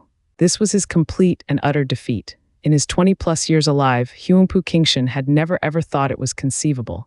It went without saying, but he was in denial now. Huangpu Qingshan's veins popped, anger overriding his heart and the bloodthirst in his eyes grew. Zhuo Fan must die. Roaring his frustration, Huangpu Qingshan bore through the pain and slapped the ground to whip around and break free from Zhuo Fan's fist, pushing down on him to get some altitude. He then clawed at Zhuo Fan's face, 9 dragons diamond body, dragon-empowered claw. Rip, Huangpu Qingshan's mighty claw made eerie sounds as if it tore into space itself. Nothing could stand in its way. Even before it landed, the ground caved 100 meters. Zhuo Fan merely stood there, taking the pressure like it was nothing. Yu Yushin's group had been worried for Huanpu Kingshan, but they now cheered. It's the Earth-ranked martial art, 9 Dragons Diamond Body. Ha ha ha, the punk is dead for sure, Yu Yushin laughed. Yan Bangyi's face split into a grin. If not for that fancy art he used before, the punk would have been dead for ages. Now he is trapped in an array and won't escape no matter what trick he pulls. The rest of the survivors nodded, thrilled. They could practically see Zhuo Fan's head rolling. The dragon's clash was about to reach its end, and everyone was excited to see it happen. Chu Qingcheng was more worried than ever. Huanpu Kingshan's Earth-ranked martial art wasn't something one could just take head-on. Zhuo Fan had bolstered his power, but in his wounded state, she feared he wouldn't be able to take it. Everyone watched nerve-wracked for Zhuo Fan's fate to end. Ha ha ha, die you prat, Huanpu Kingshan cackled, his claw landing on Zhuo Fan's head. The hearts of everyone stopped for a second. Only Zhuo Fan stood calm, unaffected by the pressure. But when the claw was on top of him, his fist tightened, purple lightning gathered and struck. Bam! The fist and claw met, releasing a terrible sound, but just as they touched, Huanpu Kingshan's claw was flung away. Zhuo Fan's purple lightning-powered fist astonishingly smashed the man's face. PFF, Huanpu Kingshan was flung into the sky, blood trailing behind him from his nose. Zhuo Fan was still calmly standing in the same spot, his fist held high. The yapping around instantly grew to a halt, and the people looked at the imposing figure in fear. Dude, that's an Earth-ranked martial art, you know. Personally delivered by heaven-shaking Dragon Lord. Aren't you perhaps just a little bit condescending, flicking it away with a meager fist? Everyone gulped, unnerved. They wrote Zhuo Fan off at first, thinking the Earth-ranked martial art had rooted him in place. But now they knew he was looking down on it. Too strong. Zai Tianyang's blood was boiling with excitement. Seeing the 2 dragons fight, my life was worth it. Tuning out the senseless chatter, Zhuo Fan looked at the man he had sent flying, hovering in the air. His eyes glinted and he jumped. In but an instant, he was upon Huanpu Kingshan. Huanpu Kingshan was startled. He didn't get to feel the extent of his wounds as Zhuo Fan came with a kick in the gut. The blow was so fierce and brutal that even if he wasn't heavily injured before, he was now puking his guts and blood from the pain. Whoosh! A flash of light smashed towards Yu Yushin and the other 2. The trio was taken in by Zhuo Fan's ridiculous power display, but seeing Huanpu Kingshan come crashing down, they panicked, take cover, every man for himself. Nobody wanted to get anywhere near this battle. Not that they had the time. Boom! Huanpu Kingshan slammed into the ground, picking up dust and releasing a devastating shockwave. It blew apart 400 hapless people too slow to get away. The ground was now littered with pieces of them. Yu Yushin's trio watched from the air and gulped in fear. Why did they get the feeling that this plan to do Zhuo Fan in was in fact digging their own graves? Forget about that fiend, look at us. Our side is about to collapse. Even their strongest, heaven-shaking Dragon Lord was getting his ass handed to him. Looking into the distance, Zhuo Fan's cold and aloof image was that of a thunder god. Yu Yushin's trio's courage faltered. Damn it all to hell, how do you beat that? The fierce wind picked up the dust and blocked everyone's sight. When it settled, they witnessed a bloodbath, dismembered bodies and mangled limbs. The 4 houses' vassals participating in this ambush numbered 10,000, yet now less than a tenth remained. Even then, the lucky survivors were traumatized, running all over the place in fear, trying anything as long as it got them away from this hell. A shame there was no way out, not unless the 365 profound heaven experts opened the microcosmic orbit array. With a bang, Huanpu Kingshan jumped out of the rubble, face bloody and enraged. Zhuo Fan was so heavy-handed that he had caved in the man's nose. People all around sighed. They had never seen the Grand Regent Estate's eldest young master beaten to such an extent, to the point he couldn't muster an ounce of strength to fight back. It was unprecedented. Everyone turned to Zhuo Fan in fear. Perhaps only soaring demonic dragon was capable of doing so much damage. Their dread only rose. Those geniuses from the 7 houses had it worse. Ever since Zhuo Fan showed up, all he ever did was bash these arrogant young masters and misses. They accepted Huanpu Kingshan being the strongest, since he was from Regent Estate and all, the head of the houses. He was a monster through and through, while Zhuo Fan, well, the guy came from a third-rate clan. Yet he was the one who trampled all standards and obstacles with his power. It was the greatest form of ridicule. Long Jai and Long Kui were the most bitter. The first time they met him, they recognized Zhuo Fan's talent but looked down on his status. Regardless of how God-sent one's talent was, without a house behind him, he would never surpass them. Yet now, Zhuo Fan created miracles wherever he went. His current project involved brutalizing the strongest genius of the 7 houses, Huanpu Kingshan. His display gave each of them a resounding slap to the face, informing them who was the real hero here. Huff panting, Zhuo Fan's eyes steeled. He looked invincible in the eyes of others, but he knew himself best. Releasing all that purple lightning ate away at his body, and he was now seriously hurt. It was highly likely that he was going to collapse before he finished Huangpu Qingshan off. Eldest young master, Yu Yushin's trio went to their master and helped him up. Seeing his disfigured face, they cried, "Eldest young master, the punk's power is out of this world. We have to fall back. He will kill us all at this rate." Bullshit. Flinging his arm to make his way through the trio, Huangpu Qingshan's rage grew stronger. "As long as I'm here, failure is impossible. I've never known defeat in my entire life." The three felt conflicted and their faces fell. All they could do was shake their heads at the pig-headed Huangpu Qingshan. "Dude, take a good look at yourself and don't force the issue. So what if you always won? You are losing now when it mattered. What else can you do when even the Earth-ranked martial art has failed? That punk is a monster among freaking monsters. How is he so powerful?" Of course, they knew to keep their thoughts to themselves, lest they poke Huangpu Qingshan's ego and end up a smear on the ground along with the countless others. One thing was certain, though, the man's imposing air was gone. Zhuo Fan was too strong for them to cope with. Taking a deep breath to calm down somewhat, Huangpu Qingshan's eyes pondered. Then he came to a decision as he muttered, "No choice but to use that." "You still have a way, eldest young master?" the trio asked in unison. Huangpu Qingshan hesitated for a second, but the sight of the proud maniac who had reduced him to such a low state steeled his decision as he spoke defiantly. "I am invincible, no one can beat me." "And you are no different." Huangpu Qingshan released a sound that shook the world. A golden dragon image flew out of his body and circled above him. Yu Yushin's trio cried out, "W, what is that thing?" Long Xingyun cried out, "T, this thing again." What is Huangpu Qingshan growing within himself? He recalled perfectly how twice they had trapped Huangpu Qingshan, but this damn golden dragon ruined all their attempts. They took it for a martial art, but after careful inspection they found it to be something else. Fang Qiubai felt it was oddly familiar. He saw Huangpu Qingshan use it earlier when dealing with Chu Qingcheng's trio, but that was in defense and it had only appeared for a brief second. Even he took it for a martial art, but seeing it circling above like a real dragon, he began to pick up on the clues. Damn that bastard, is he out of his mind bringing it out for everyone to see? Huangpu Tianyuan clenched his fists and raved.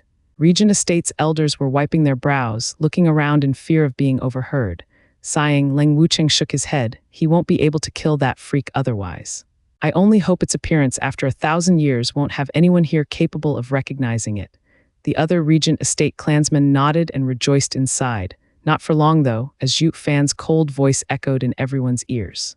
"Dragon Vein Soul?" Frowning, Zhuo Fan turned grave. Huangpu Qingshan's face twitched and he cursed inside. "Damn rotten punk, you actually recognize this 1,000-year-old relic." Regent Estate's elders almost spat blood. They wished nothing more than to get in there and kill him on the spot.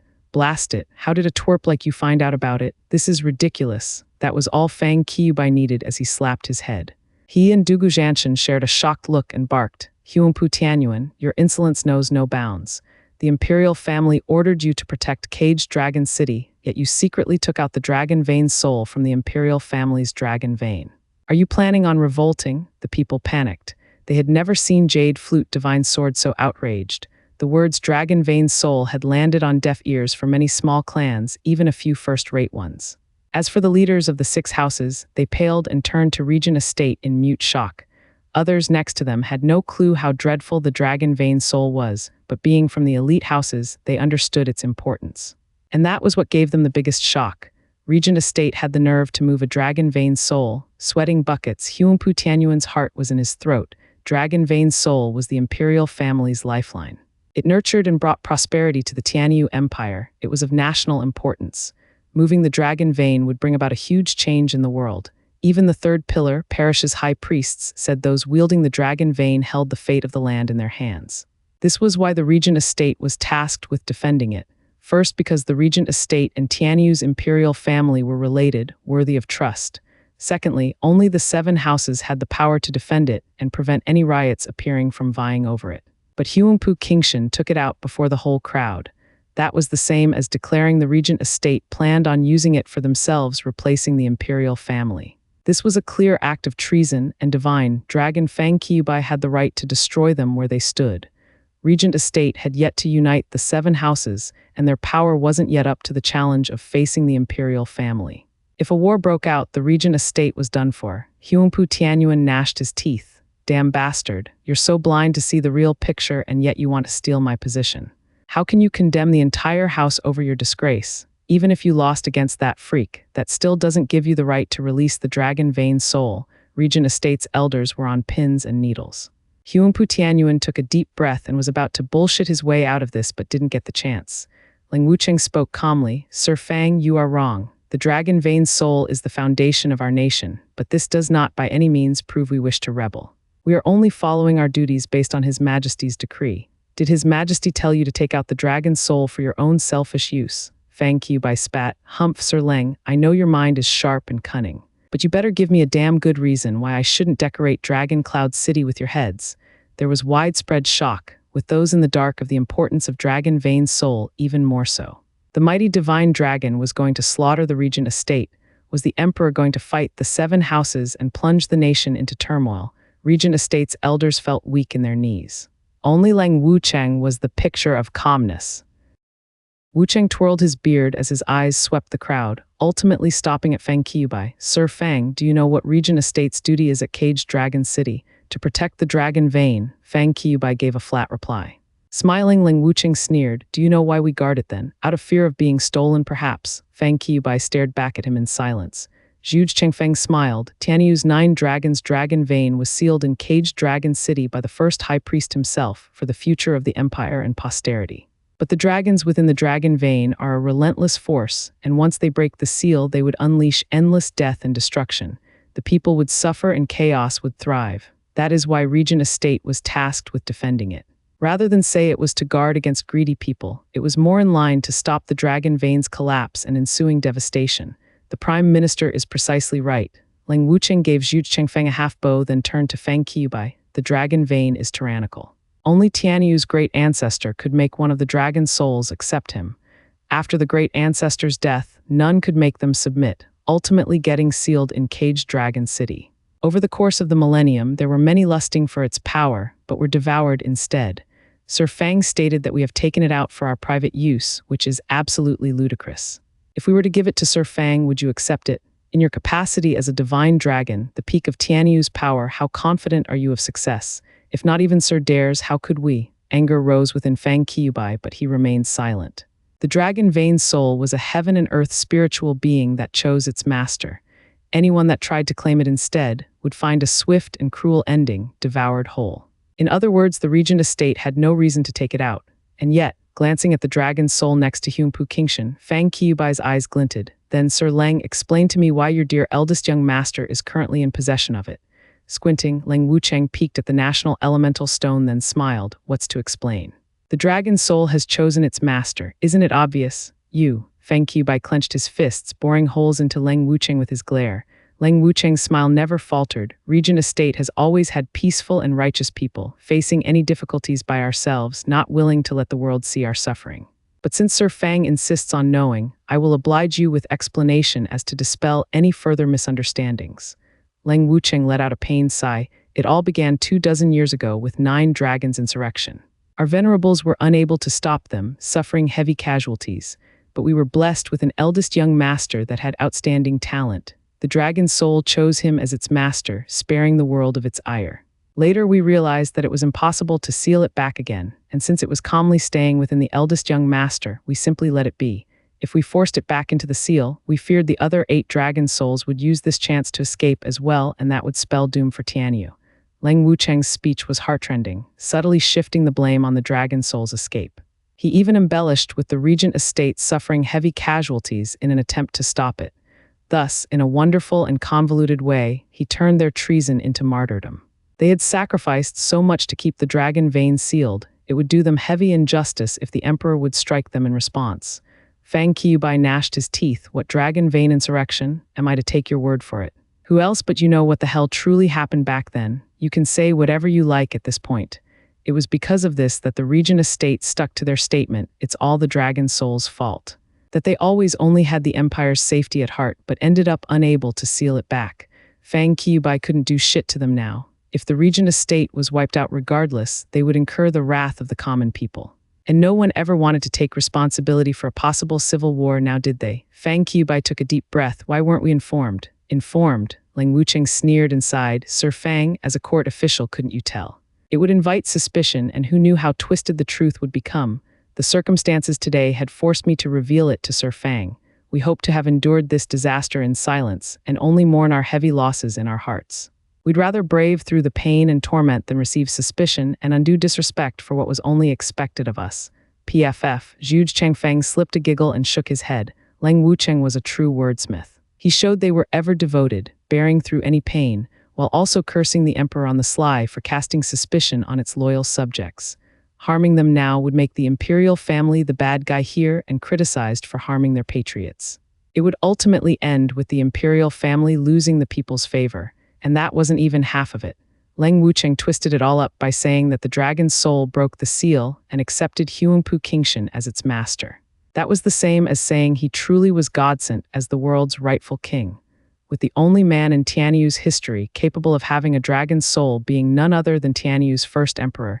That lifted Huangpu Qingshan to the same status. What further proof was needed? It also worked to plant the seed in the hearts of the people that the Huangpu clan of Regent Estate would replace Tianyu's Yuan clan in ruling the empire. But with Lang Wucheng not stating it, Fang Qiubai couldn't exactly point it out either. His only choice was to seethe in silence. Regent Estate elders' worry was now replaced with full-blown conceit, arrogance being stuck up.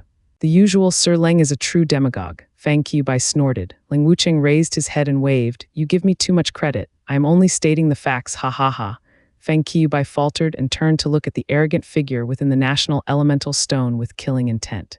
Lang Wucheng may have preached all he wanted, but Huangpu Qingshan's death was guaranteed in his eyes. The third pillar's prophecy had never been wrong. The one to have the Dao dragon would have the world. Since the brat has a dragon's soul, then he might obtain the whole dragon vein. That will spell the end of Tianyu's imperial family. He noticed how the eyes of the rest changed when they looked at Huangpu Qingshan. They may even be hailing him as their rightful king, a bad sign indeed. Only Luo Yuncheng and the rest stared at the national elemental stone with worry. Huangpu Qingshan had the dragon's soul's help, providence as he said, by his side. Zhuo Fan may be stronger, but how was he going to defeat the king handpicked by fate? Huangpu Qingshan was under the dragon's soul's protection. Taking a deep breath, Zhuo Fan stared at his opponent, knowing this as well. Just that he didn't place 2 cents on some flimsy reason as providence or whatnot. Moreover, his blood infant wasn't the least bit inferior to the dragon vein soul. Much better, in fact, as blood infant had a far sharper mind. It was the symbol of a true king. With it roaming around Huangpu Qingshan and defending him, it's going to make things hard. PFF, spitting blood, Zhuo Fan frowned as his heart sank. He had released too much purple lightning and his body couldn't take it anymore. It was now or never. Zhuo Fan gnashed his teeth and charged, all or nothing. Oh, you dare come at me knowing full well what dragon vein soul can do. Die then, Huangpu Qingshan saw Zhuo Fan ready for battle and shouted, not even father could subdue the dragon's soul while I did it in my childhood. Do you know what that means? I am God's gift to the world. You are not fighting me but fate, heaven itself. The only outcome you'll have from it is death. Huangpu Qingshan spoke with such complete confidence, self-conceit, and presence as if he was an emperor rebuking a peasant. Yu Yushin's trio by his side basked in the leftover pride, making full use of their connection. They were destined to be officials, those watching the national elemental stone side. With the dragon's soul taken out, they had written Zhuo Fan off. Who could fight against heaven? Zhuo Fan gave a snort instead. No wonder those blood crocs listened to you. So that's your spiel. Dragon vein soul is the lord over the earth that no one dares disobey. A king's right indeed, providence even. Your point being, purple lightning flickered all over Zhuo Fan as he gathered all his power and shouted, I am soaring demonic dragon. I will ascend the 9 heavens if I have to. Don't ever think your puny earth dragon king, a crownless dragon, can stand in my way. This painted shock on everyone's faces. Providence declared through its agent, the dragon vein soul, who is king. But Zhuo Fan wasn't buying it. He would have disgraced his soaring demonic dragon title if he did. He feared nothing, not even heaven. Huangpu Qingshan shuddered, his eyes bloodshot. He could accept the earlier defiance, but now he had displayed the dragon vein soul's approval, and yet this ant still dared to look down on him. Huangpu Qingshan had long passed the limits of his patience. From an early age he knew that he was the one destined to have the dragon vein, the royal throne offered to him on a silver platter. Every man, including his father, had to bow before him. Zhuo Fan knew this and showed not an ounce of respect, enraging him further. The one thing his entire pride relied on was looked down at with such scorn that it was a heavy blow to his self-esteem. As if to say he was king above all, but always beneath Zhuo Fan. His fist tightened and he roared, "Then I shall take heaven's stead in eradicating the world of an ant daring to defy a king's authority." Huanpu Kingshan clawed, 9 dragons diamond body, earth dragon empowered claw. As the dragon's soul took flight, the earth quaked, and a surge of incredible might rose up from underground. Roar, the dragon roar's might buckled the world itself, followed shortly by the dragon's soul ascending to the 9th heaven, then plunging back into the earth below. The ground quaked and beast roars resounded. The terrible power came from the souls and worked its way up into the body of everyone, scaring them in body and mind.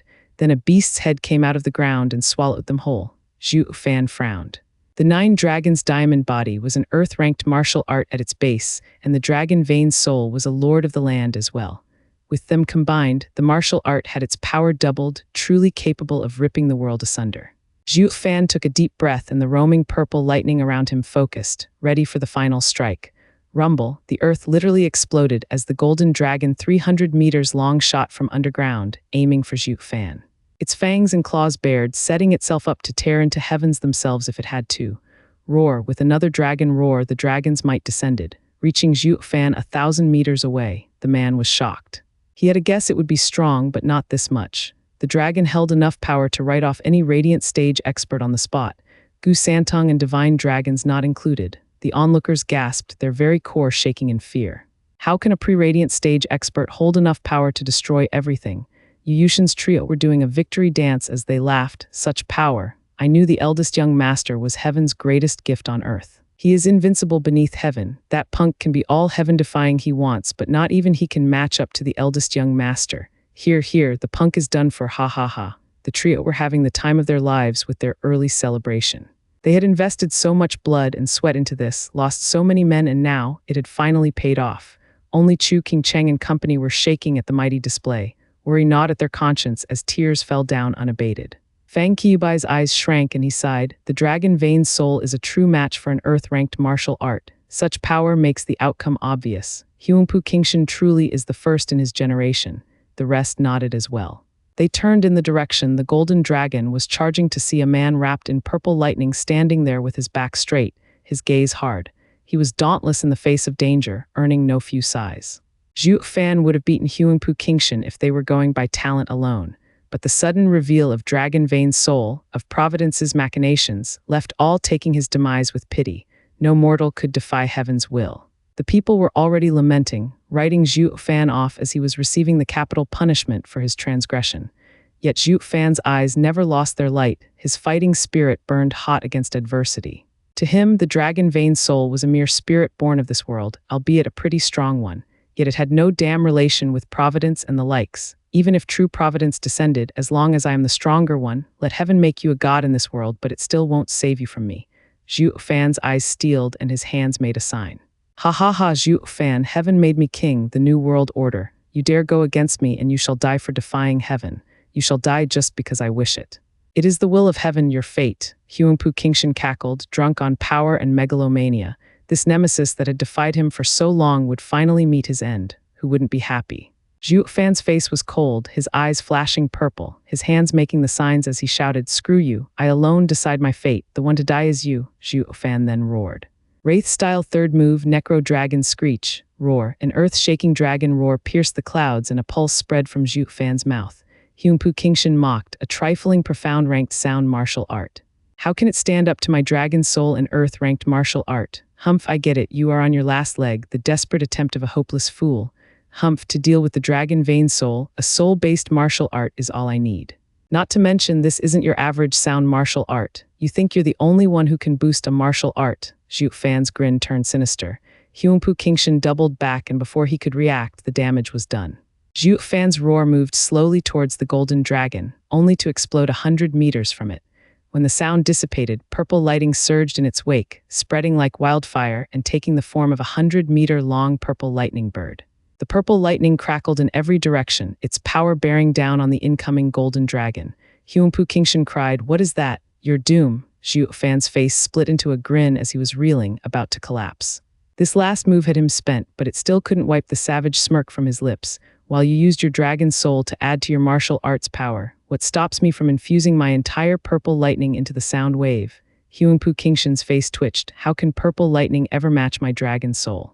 Dragon Vein Soul is a king's symbol that no being in this world dares defy. Your purple lightning is nothing, it isn't even conscious. Dragon Vein Soul, shred him, roar. Huangpu Qingshan's words set the golden dragon into a frenzy, charging for Zhuo Fan, its vicious face set to tear all who opposed it. The earth-ranked martial art topped with Dragon Vein Soul actually had a mind of its own, following Huangpu Qingshan's order. Zhuo Fan watched it all with a sneer. Purple lightning is beneath the dragon soul? Humph, ignorant fool. Zhuo Fan didn't know where the purple lightning came from, but it had the potential to kill a sacred beast. Not to mention, Zhuo Fan had added a little something to it, a trace of azure flame. It wasn't as overbearing as the purple lightning, but it had a spark of intelligence. Each time Zhuo Fan was in dire straits, the azure flame would come out and shield him from harm. Zhuo Fan had done this so that the Thunderbird would gain the azure flame's awareness. Zhuo Fan pointed, his bloodthirst exploding in his roar, kill him, earth-ranked martial art. Heaven-devouring thunder phoenix, correct, an earth-ranked martial art. With the purple lightning and a bit of azure flame, the profound ranked martial art was forcefully upgraded to a new rank. The Thunderbird cried out at his order, shooting forth. Golden light erupted as the dragon roared and purple lightning scalded the heavens in an unbridled display of raw power. The people below saw a dragon and a Thunderbird clash in an apocalyptic explosion, ringing their ears.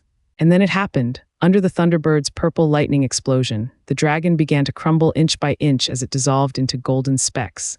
With a cry of pain, the golden dragon's soul left the huge dragon and fled for Huangpu Qingshan.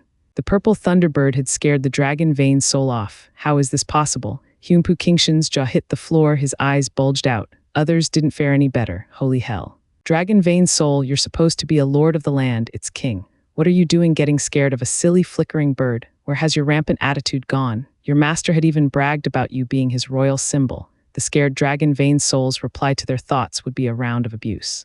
You know shit, I am the king of the land, but that thing is the king of the skies. What else am I to do but run? Ignorant whelps, stop spewing crap when you know nothing of the world's inner workings. I am born of the earth, but that thing is born of the world. We are light years apart. Not that any side knew any of this, of course. It was just that their minds were blown away seeing the Dragon Vein Soul running away with its tail between its legs. Their brains went out of commission. Dragon Vein Soul ain't so tough after all. Fang Qiubai watched it all bleary-eyed. Then he frowned, then he shook his head, and lastly looked at Zhuo Fan astounded. Dragon Vein Soul wasn't weak, not by a long shot. It was the kid using a far deadlier attack. Even Fang Qiubai started praising. Just what are you, kid? With the Dragon Vein Soul abandoning ship, the 300-meter-long golden dragon turned into an earth dragon. And an average earth-ranked martial art was no match for the purple Thunderbird, collapsing in seconds. What followed next was obvious. The Thunderbird flew at Huangpu Qingshan, its eyes filled with killing intent just like Zhuo Fan's. How could this be? Gnashing his teeth, Huangpu Qingshan was still in denial. The Dragon Vein Soul, the cornerstone of his pride and joy, of his very existence, was scared off by some purple lightning. What is that lightning that is able to scare the king of the land? He didn't have the time to ponder such philosophical questions, though. The Thunderbird was coming in for the kill. Qingshan's eyes showed fear for the first time. The dreadful aura of the Thunderbird posed a definite and tangible threat to his life. This hadn't been brought about before, not even when Zhuo Fan was bashing him around. Because he had a fallback, the Dragon Vein Soul. He was destined to rule heaven's gift on earth with no man capable of defeating him. And yet, Yushin's trio knew the tables had turned. The Thunderbird was a very real danger to anything in existence. The 6 dragons and 1 phoenix were no exception, ending up as nothing more than bone meal. That prediction had them running frantically for their lives. Funnily enough, their grand boss was doing the same thing for the first time ever. Not that it would do much good at this late an hour. They barely added 100 meters between them when the Thunderbird flapped its crackling wings and was upon Huangpu Qingshan. Huangpu Qingshan was traumatized. Facing this world destroyer and its all-powerful aura, all he could do was shout, "Transformation, Earth Dragon Claw." A flash of golden light shone, and his entire right arm was enveloped in light among the dragon roars. It was at this instant that the Thunderbird ran into him. The berserk purple lightning pulverized anything it touched. Boom! The sky itself turned purple from the sheer magnitude of the blast. Purple lightning spread like wildfire, catching the 3 slowpokes and sending them sprawling, heavily wounded. The array holding Zhuo Fan prisoner began to shake for the first time. The 365 profound heaven experts spat blood at the same time, weakened. Everyone was shocked at how the 6 dragons and 1 phoenix, the peak of power in the profound heaven stage, couldn't even take on the afterblast of the Thunderbird. The microcosmic orbit array, said to contain even a radiant stage expert, suffered under the tyrannical purple lightning. Every one of the 365 profound heaven experts controlling it were left with heavy wounds. The power of the Thunderbird was obvious. They all watched the thick dust, eyes widened. Not even Regent Estate could contain the shock they felt. Who could conceive it possible for Zhuo Fan to employ such power to annihilate everyone? What then of Huangpu Qingshan, who took the full blast? Everyone watched the screen with bated breath. PFF. Zhuo Fan spurted blood and the lightning faded from his body. Focusing all the purple lightning into one blow, and forcing a profound ranked martial art to go a rank higher had left him teetering on the edge of collapse. His body was far too weak to handle an earth-ranked martial art, or he'd have already trained in one. But to defeat Huangpu Qingshan, he threw caution to the wind and used every ounce of his strength. This left him on the brink of destruction. Zhuo Fan was now weaker than your average bone-tempering expert. Even after killing Huangpu Qingshan, he would still be in danger on Beast King Mountain, though he wasn't of a mind to care. As long as Huangpu Qingshan was dead and done, nothing else mattered.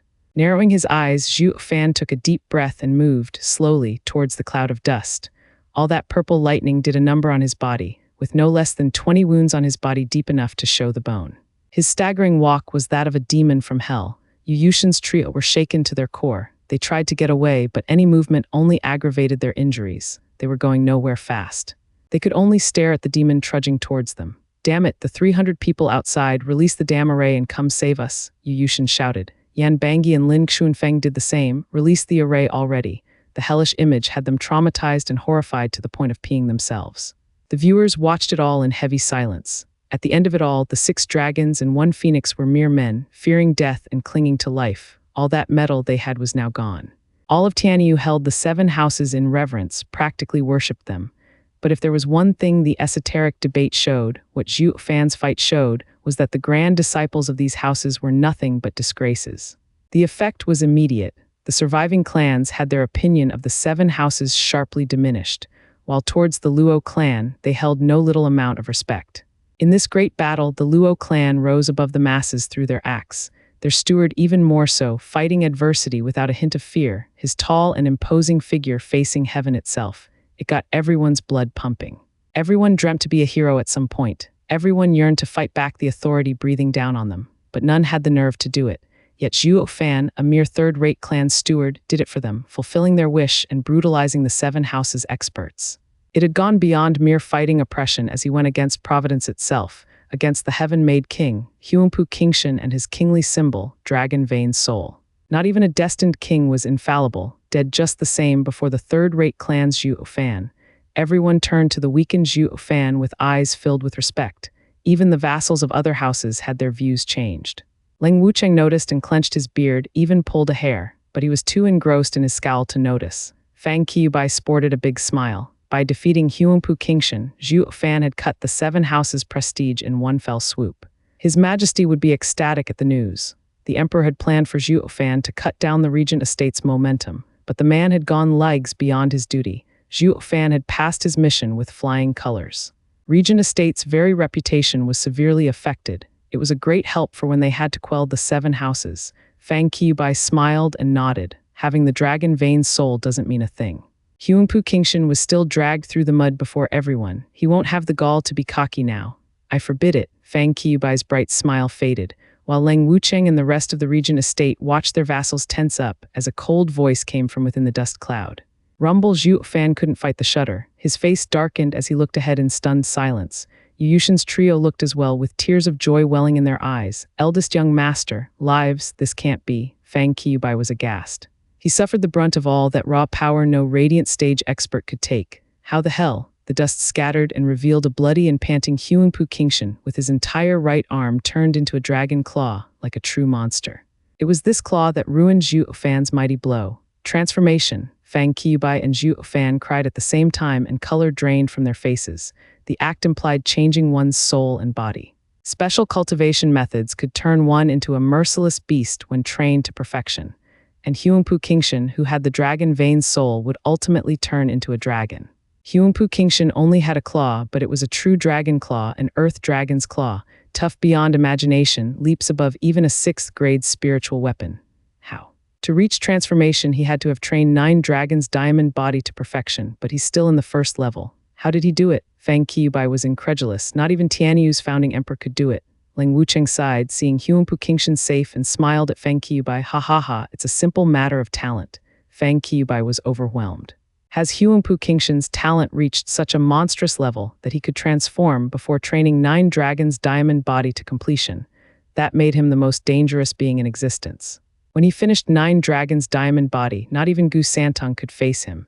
It will mark the day when the regent estate will become the ruling family. Ling Wucheng easily gleaned into his thought process, looking at the national elemental stone with a smile. The true winner has finally been decided. Whoosh. Huangpu Qingshan sprung at Zhuo Fan, clawing at him. Zhuo Fan panicked. Try as he might, he was too weak to even dodge. But he was still defiant, gnashing his teeth and gathering the last vestige of power. Wraith Style's second move, Ghostly Dragon Claw, Roar. A dragon roar began but was cut off. Huangpu Qingshan's own claw had a firm grip on the enemy's claw. Not a chance. Zhuo Fan's last act scared him. Huangpu Qingshan no longer looked at Zhuo Fan with the usual haughty attitude. Instead, he looked at him with fear.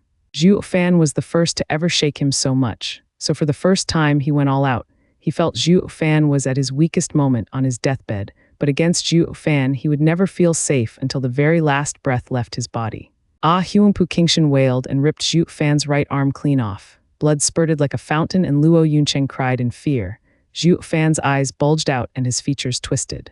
But he pushed through the pain and pierced at Huangpu Qingshan with his wings, despite how hopeless it was. Clang! A metallic screech was heard as the lightning wings struck the claw Huangpu Qingshan easily used to defend.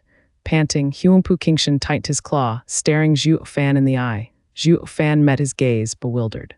Why couldn't the lightning wings pierce it? I told you, you have no chance. Huangpu Qingshan's face twisted with savagery and tore off one of Zhuo Fan's wings. Blood spurted from his back and Zhuo Fan broke out in sweat, falling down. The pain in his back blinded him for a moment, but he gnashed his teeth through the pain. Ah! Luo Yuncheng cried out, tears falling like a river. The other women turned their heads away. They couldn't bear to watch. Yet their eyelids never stopped trembling. Zhuo Fan shook from the pain. He made a fist, wanting to get up with his only arm, but Huangpu Qingshan stomped on his other wing. Looking down on him, the savage dragon claw slowly lifted him up. Game over, the punk is done for. Ling Wucheng sighed despite the stunned face he pulled. That was too close. I didn't foresee the punk having so much of that strange purple lightning. If not for the eldest young master having that last move, I fear everything would have been in vain. Regent Estate's glory would have hit rock bottom and the vassals would no longer worship us. He saw that the others now looked at the crippled Zhuo Fan with worry and lamentation, as if to say, fighting Regent Estate was fighting heaven. The only outcome was death. Ling Wucheng was pleased. This was exactly what he wanted. Zhu Chengfeng looked on with regret, a pity. With the kid's power, if he just wasn't so hot-blooded and lost his mind, he would have had an even chance at victory. Ha ha ha, Prime Minister, is this how you work? There are no ifs in this world. Failure means annihilation. Ling Wucheng smiled at him. Zhu Chengfeng's eyes glinted. I only mourn the loss of a talent, a pity for him to go down this way. Naturally, he only has himself to blame for this outcome. The Prime Minister is most right. We, the schemers, fear becoming berserk ourselves and digging our own graves. Ling Wucheng and Zhu Chengfeng shared a look, then laughed. On the battlefield, a shadow watched it all from a corner, finding himself at an impasse. Out of Zhuo Fan and Huangpu Qingshan, he only wanted the strongest, and although they were equally powerful, Zhuo Fan had the greater potential. But now Zhuo Fan had lost and was about to die. Should he go save him? Everything's so twisted. A headhunter feared not searching the world for thousands of miles yet to come out empty, but being forced to choose one of 2 prized horses. It's too vexing, but soon the shadow came to a decision. He wanted the strongest that hadn't changed. Zhuo Fan had the greatest potential, but defeat spoke by itself. He didn't pity him regardless of how great the kid was. Zhuo Fan and Huangpu Qingshan were panting, staring at each other in hatred. They both were spent of yuan qi, body riddled with wounds, but it was obvious that Zhuo Fan was far worse for wear. Zhuo Fan, your very existence is a threat to me. You must die. Huangpu Qingshan moved a trembling dragon claw and aimed for Zhuo Fan's chest. Squinting, Zhuo Fan's blood bubbled from his right arm and his back, his face ashen, but the fire in his eyes burnt strong. Huangpu Qingshan, you will die for touching Ninger. Oh, really? And how are you going to do that from under my heel? Huangpu Qingshan mocked. Huangpu Qingshan's heart seized the next second. He could see Zhuo Fan had no intention of dying, but he looked back like a wild animal ready to tear into him. There's still some fight left in him. Huangpu Qingshan's unease only grew. Even if he dismembered Zhuo Fan, as long as the man's eyes burned, the threat still existed. With a roar, Huangpu Qingshan stabbed his claw at Zhuo Fan's heart. Ah, with a cry, Luo Yuncheng could no longer bear to watch. Fang Qiubai squinted, overwhelmed by anxiety. Zhuo Fan's death proclaims the regent estate as the winner. It will only make them stronger. Kid, you must live at all costs, Fang Qiubai shouted inside. Divine Eye of the Void's second stage, Void Annihilation. As Huangpu Qingshan's claw inched forward, Zhuo Fan's right eye flashed with two golden halos and space warped.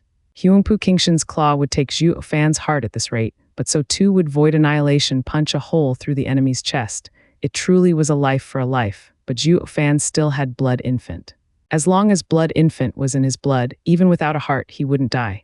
For him, it was more of a heavy wound in exchange for a life. Even though Huangpu Qingshan was oblivious to these subtleties, he still didn't find it worth it to go down like this. Startled by the warped space, Huangpu Qingshan dodged and his claw stabbed the ground next to Zhuo Fan. They both get to live a while longer. Yet Void Annihilation brushed past Huangpu Qingshan's left arm and peeled his flesh. Blood oozed out like water. Huangpu Qingshan had no time to react as Void Annihilation continued on its path and smashed into the array. Boom, like a hole punched through the sky, the 6th grade array, microcosmic orbit array, shattered. The 365 profound heaven experts acting as the core of the array died on the spot. They spurted up blood, their eyes rolled into their heads and they breathed their last. What just happened? Huangpu Qingshan looked at the wound on his arm, then at the crumbling array, but was left dumbfounded. He had no idea what had occurred. All that he knew was that Zhuo Fan landed a sneak attack on him. But how could a mere sneak attack be so powerful? Zhuo Fan gnashed his teeth in hatred. He's still alive. Since he had failed, Zhuo Fan knew Huangpu Qingshan had to be on guard and a second chance wouldn't come. With his last attempt failing, he was all out of means to catch Huangpu Qingshan unaware. I have no choice but to use my last plan. Humph, Ling Wucheng, I didn't think it was you in the end who managed to outplay me. You may be the unwanted contriver, but not even you could foresee my last resort. Zhuo Fan's eyes flashed and he ignored the pain as he moved, ripping his last wing that Huangpu Qingshan had pinned down. Huangpu Qingshan cried inside. He wants to run, and he pierced the dragon claw at Zhuo Fan's throat just as Zhuo Fan vanished through the use of shift. With the array gone, Zhuo Fan had regained his freedom and no one could stop him now. Void Annihilation overcame the flaw of Divine Eye of the Void's first stage by breaking any restrictions. Zhuo Fan didn't use it all this time because he had no intention of escaping, hellbent on finishing off Huangpu Qingshan. The array had him trapped, but so too was Huangpu Qingshan. He could have run away anytime anyway, something that Huangpu Qingshan wasn't privy to, and not even Ling Wucheng predicted this. It was unclear at this point who played who. Whoosh! Zhuo Fan flashed 1,000 meters away and took out Kaior from the ring. He had it carry him as it flew away, not a moment too soon as Zhuo Fan blacked out. Huangpu Qingshan took a few steps after him and spat blood. He glanced at the flesh gouged from his left arm seeping blood, then at the hellscape around him, littered with broken corpses. They had 10,000 men, paid such a heavy price and still couldn't finish the job. The frustration fueled his raging howl. Fang Qiubai eased his breath. No one expected the kid to break the array. He had them scared. Ling Wucheng was stunned and sighed. The kid is far more treacherous than I gave him credit for. Sir Leng, it seems to me the kid has escaped with his life and your meticulous planning failed. Ha ha ha, Zhu Chengfeng laughed. Ling Wucheng shook his head. He didn't look too pleased, yet his voice was calm. Prime Minister, I thank you for your concern. The kid had exceeded my calculations, but I have taken this outcome into account. With him on his deathbed, he is like a fish in a barrel waiting to be squashed. Don't get so confident, Sir Leng. The kid is a true miracle worker, ha ha ha, Zhu Chengfeng mocked. Ling Wucheng fell silent. But his eyes were completely focused on the national elemental stone, waiting for the next plan to come into play. Caught in the glow of the twilight sun, cawing entered the ears of the people there, as a murder of crows circled the bloodbath. Huangpu Qingshan stared in Zhuo Fan's last direction, panting and frustrated. He had prepared the ambush, put so much effort into it, only to be routed and failing to take Zhuo Fan's life. Such disgrace lowered his royal prestige in the public's eye. What right did he have now to go vie for his father's position after such a gruesome slaughter? Ah, Huangpu Qingshan vented his frustration by wailing. The regret and anger only festered in his core. The crows landing nearby flew away startled. Yu Yushin's trio was grounded and unable to move. Watching Huangpu Qingshan's irritation, they knew when to keep to themselves, afraid they'd direct his anger on themselves. Eldest young master, a weak voice ventured. Looking over, they saw Yan Fu bringing a dozen survivors of vassal clans, fear clearly painted on his face. Snapping his eyes on him, Huangpu Qingshan spat, "Humph, such fortune upon you. So many have died, along with hundreds of profound heaven experts, but you bone-tempering fools and Yan Fu, the ants still breathe." Yan Fu and the others shuddered, but he was the first to fall to his knees, followed by the rest. Their heads lowered, silent as the grave. "Eldest young master, forgive us. That monster put fear into us and we escaped before the array was activated." So you lived," Huangpu Qingshan sneered. Yan Fu trembled, nodding stiffly. Huangpu Qingshan only had contempt for them, but Yan Bangi's round of abuse cut him off before he could continue. "Yan Fu, you are the stain of Pil King Hall. That monster killed your master, and when you had the chance to ambush him, what did you do? You chose the path of a sniveling coward. Eldest young master, I failed to teach my junior brother proper manners. If you want to punish him, you may go ahead and even kill this disgrace to avoid shaming us further." Yan Bangi barked. Yan Fu gulped, shivering from fear yet hatred growing inside him. It wasn't as much chastising, but more for the sake of the audience of Hall Lord Yan Bogong. With everyone running away in fear just now, if Huangpu Qingshan were to think of killing them, who was there to stop him? Even if they were killed out in the open, would Pil King Hall seek Regent Estate for justice? Absolutely not. That in turn would make the world look down on Pil King Hall, and this was where Yan Bangi's words came into play. By mocking Yan Fu, he saved the face of Pil King Hall, letting Huangpu Qingshan vent while also giving Regent Estate a resounding round of ass-kissing, showing his endless devotion towards Regent Estate. In the case Huangpu Qingshan killed Yan Fu then and there, he'd be safe, since Pil King Hall now authorized Huangpu Qingshan to deal with the main offender. Regardless of the outcome, Pil King Hall's honor was safeguarded, and the two houses would never be closer. All at the low price of throwing Yan Fu to the wolf, and that wasn't even the best part. Yan Bogong would definitely reward him for having saved Pil King Hall's honor. Yan Fu's rage only grew inside him, but he still laid there waiting. Huangpu Qingshan glanced at Yan Bangi, aware of his ploy, then smiled. "It's fine. We have lost too many in this battle, and we need all the help we can get.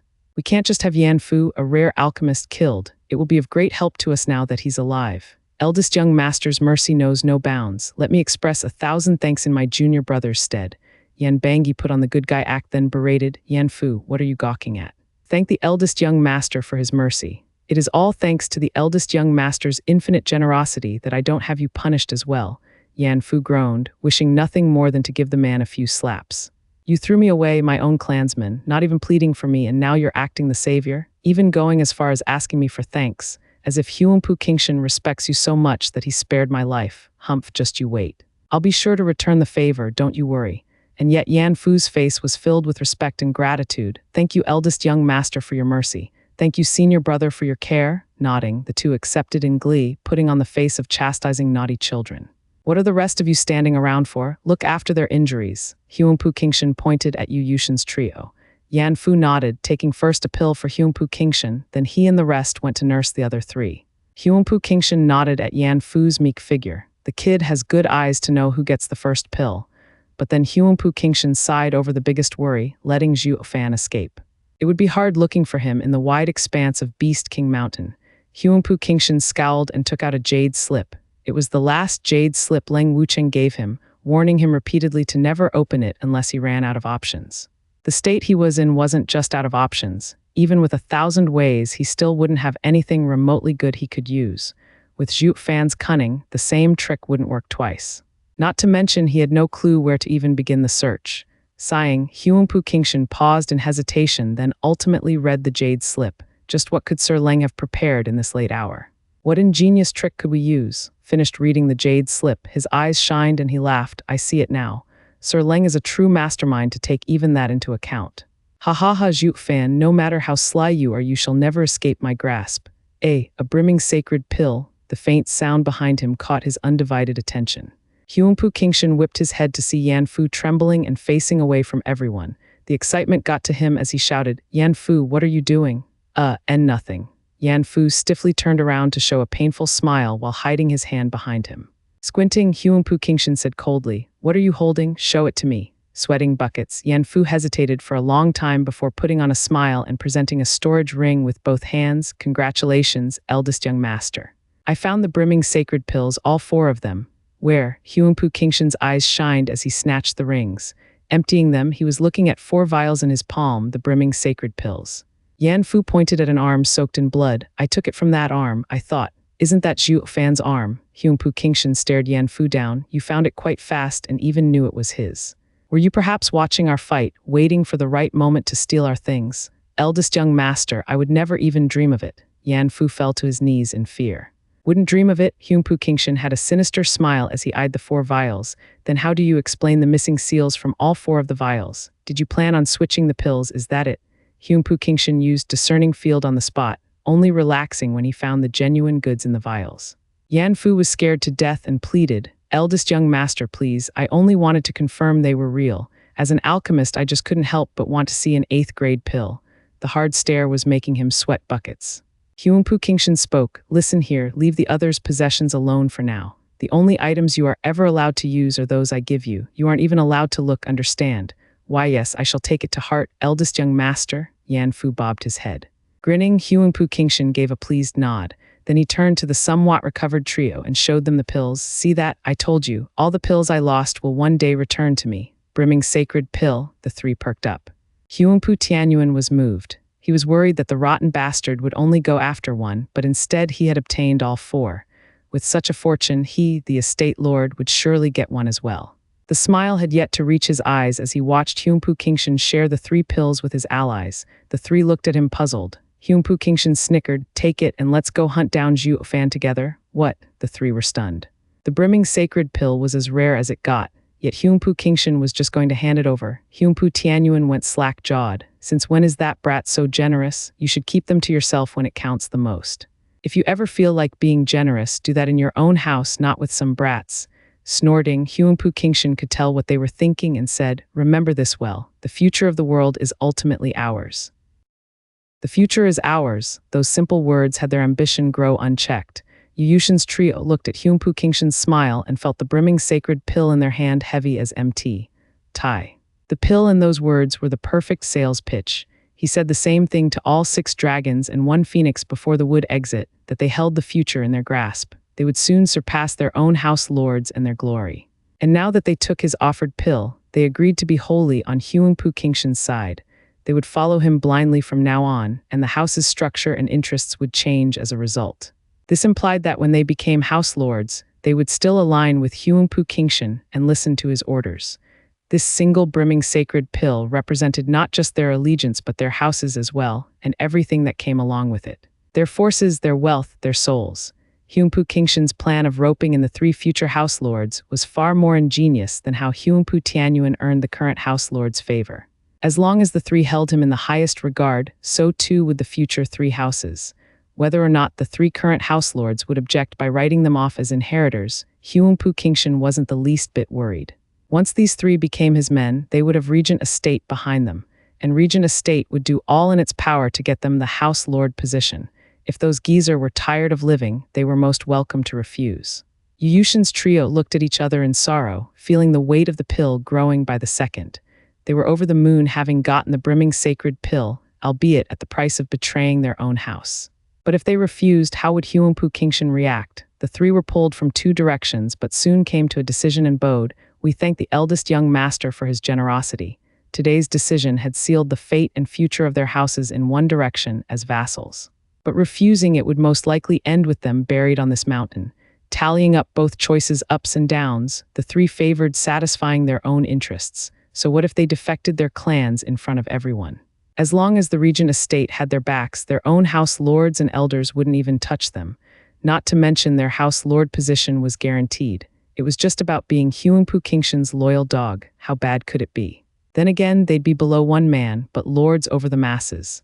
At that time, a mere hint of accusing them for this decision would earn the offender a quick trip 6 feet under. That worked to calm their worries, and they showed pure respect. Hyunpu Kingshan nodded and laughed. Ha ha ha, twitching. Hyunpu Tianyuan watched the wise and powerful son of his while cackling with a mask of rage.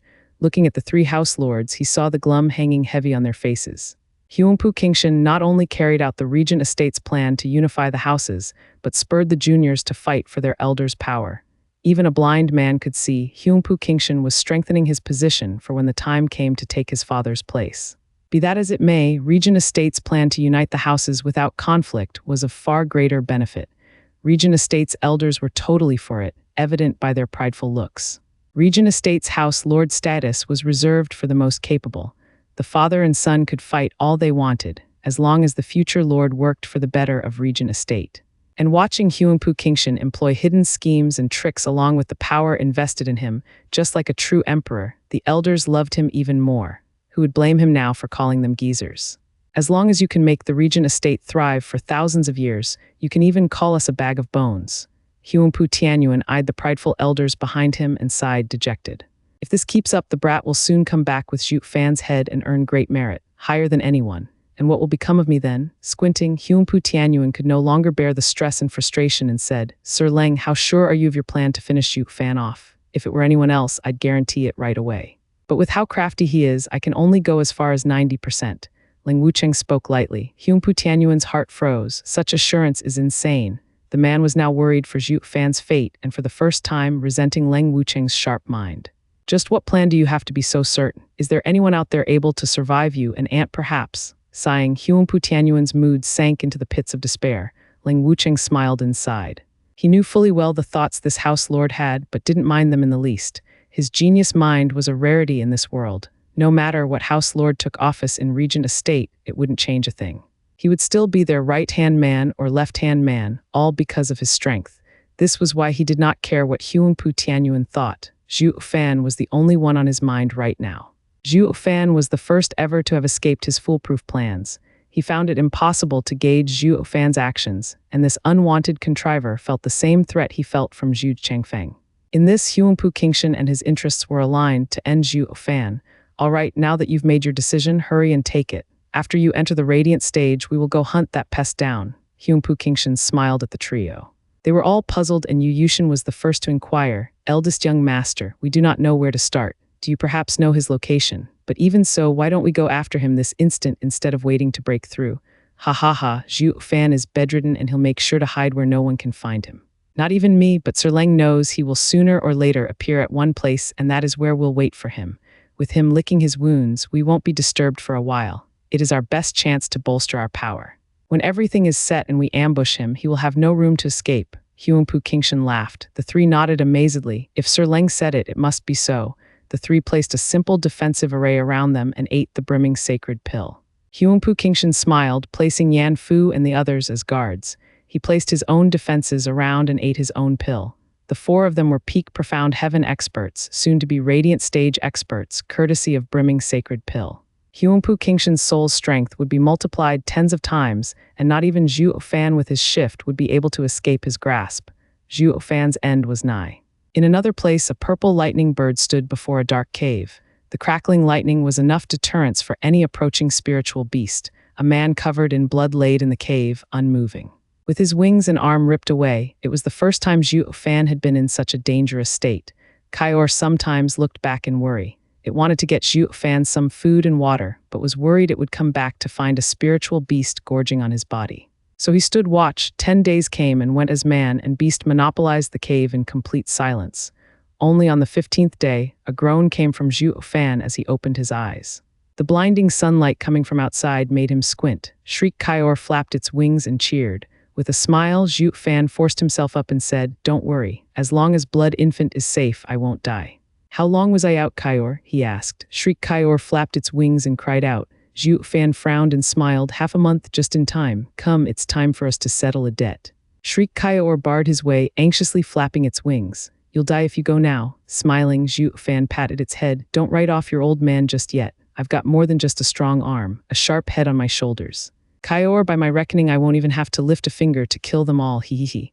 Kaior cocked its head, unable to read between the lines, but seeing the crafty smirk, it dawned on the bird. "I didn't lose my right arm for nothing." Touching the stump, Zhuo Fan's eyes glinted. A lonely and lazy figure was approaching the water exit in Beast King Mountain. From the empty right sleeve, it was clear he only had one arm. Zhuo Fan, the people beyond the National Elemental Stone had been waiting for him to show up for 20 days. After the fight back at the Earth exit, Zhuo Fan had vanished, only appearing before another exit now. Zhuo Fan's coming had them gasping. He's still alive, but the pale face and the wobbling gait let them know he was far from healed. Being in such a damaged state, it would have been common sense to look for a quiet corner somewhere to lay low and lick his wounds. Yet here he was, walking around. It made no sense. Luo Yuncheng's eyes moistened. Why? Must you? Uncaring of the audience commenting on his appearance, Zhuo Fan walked forth.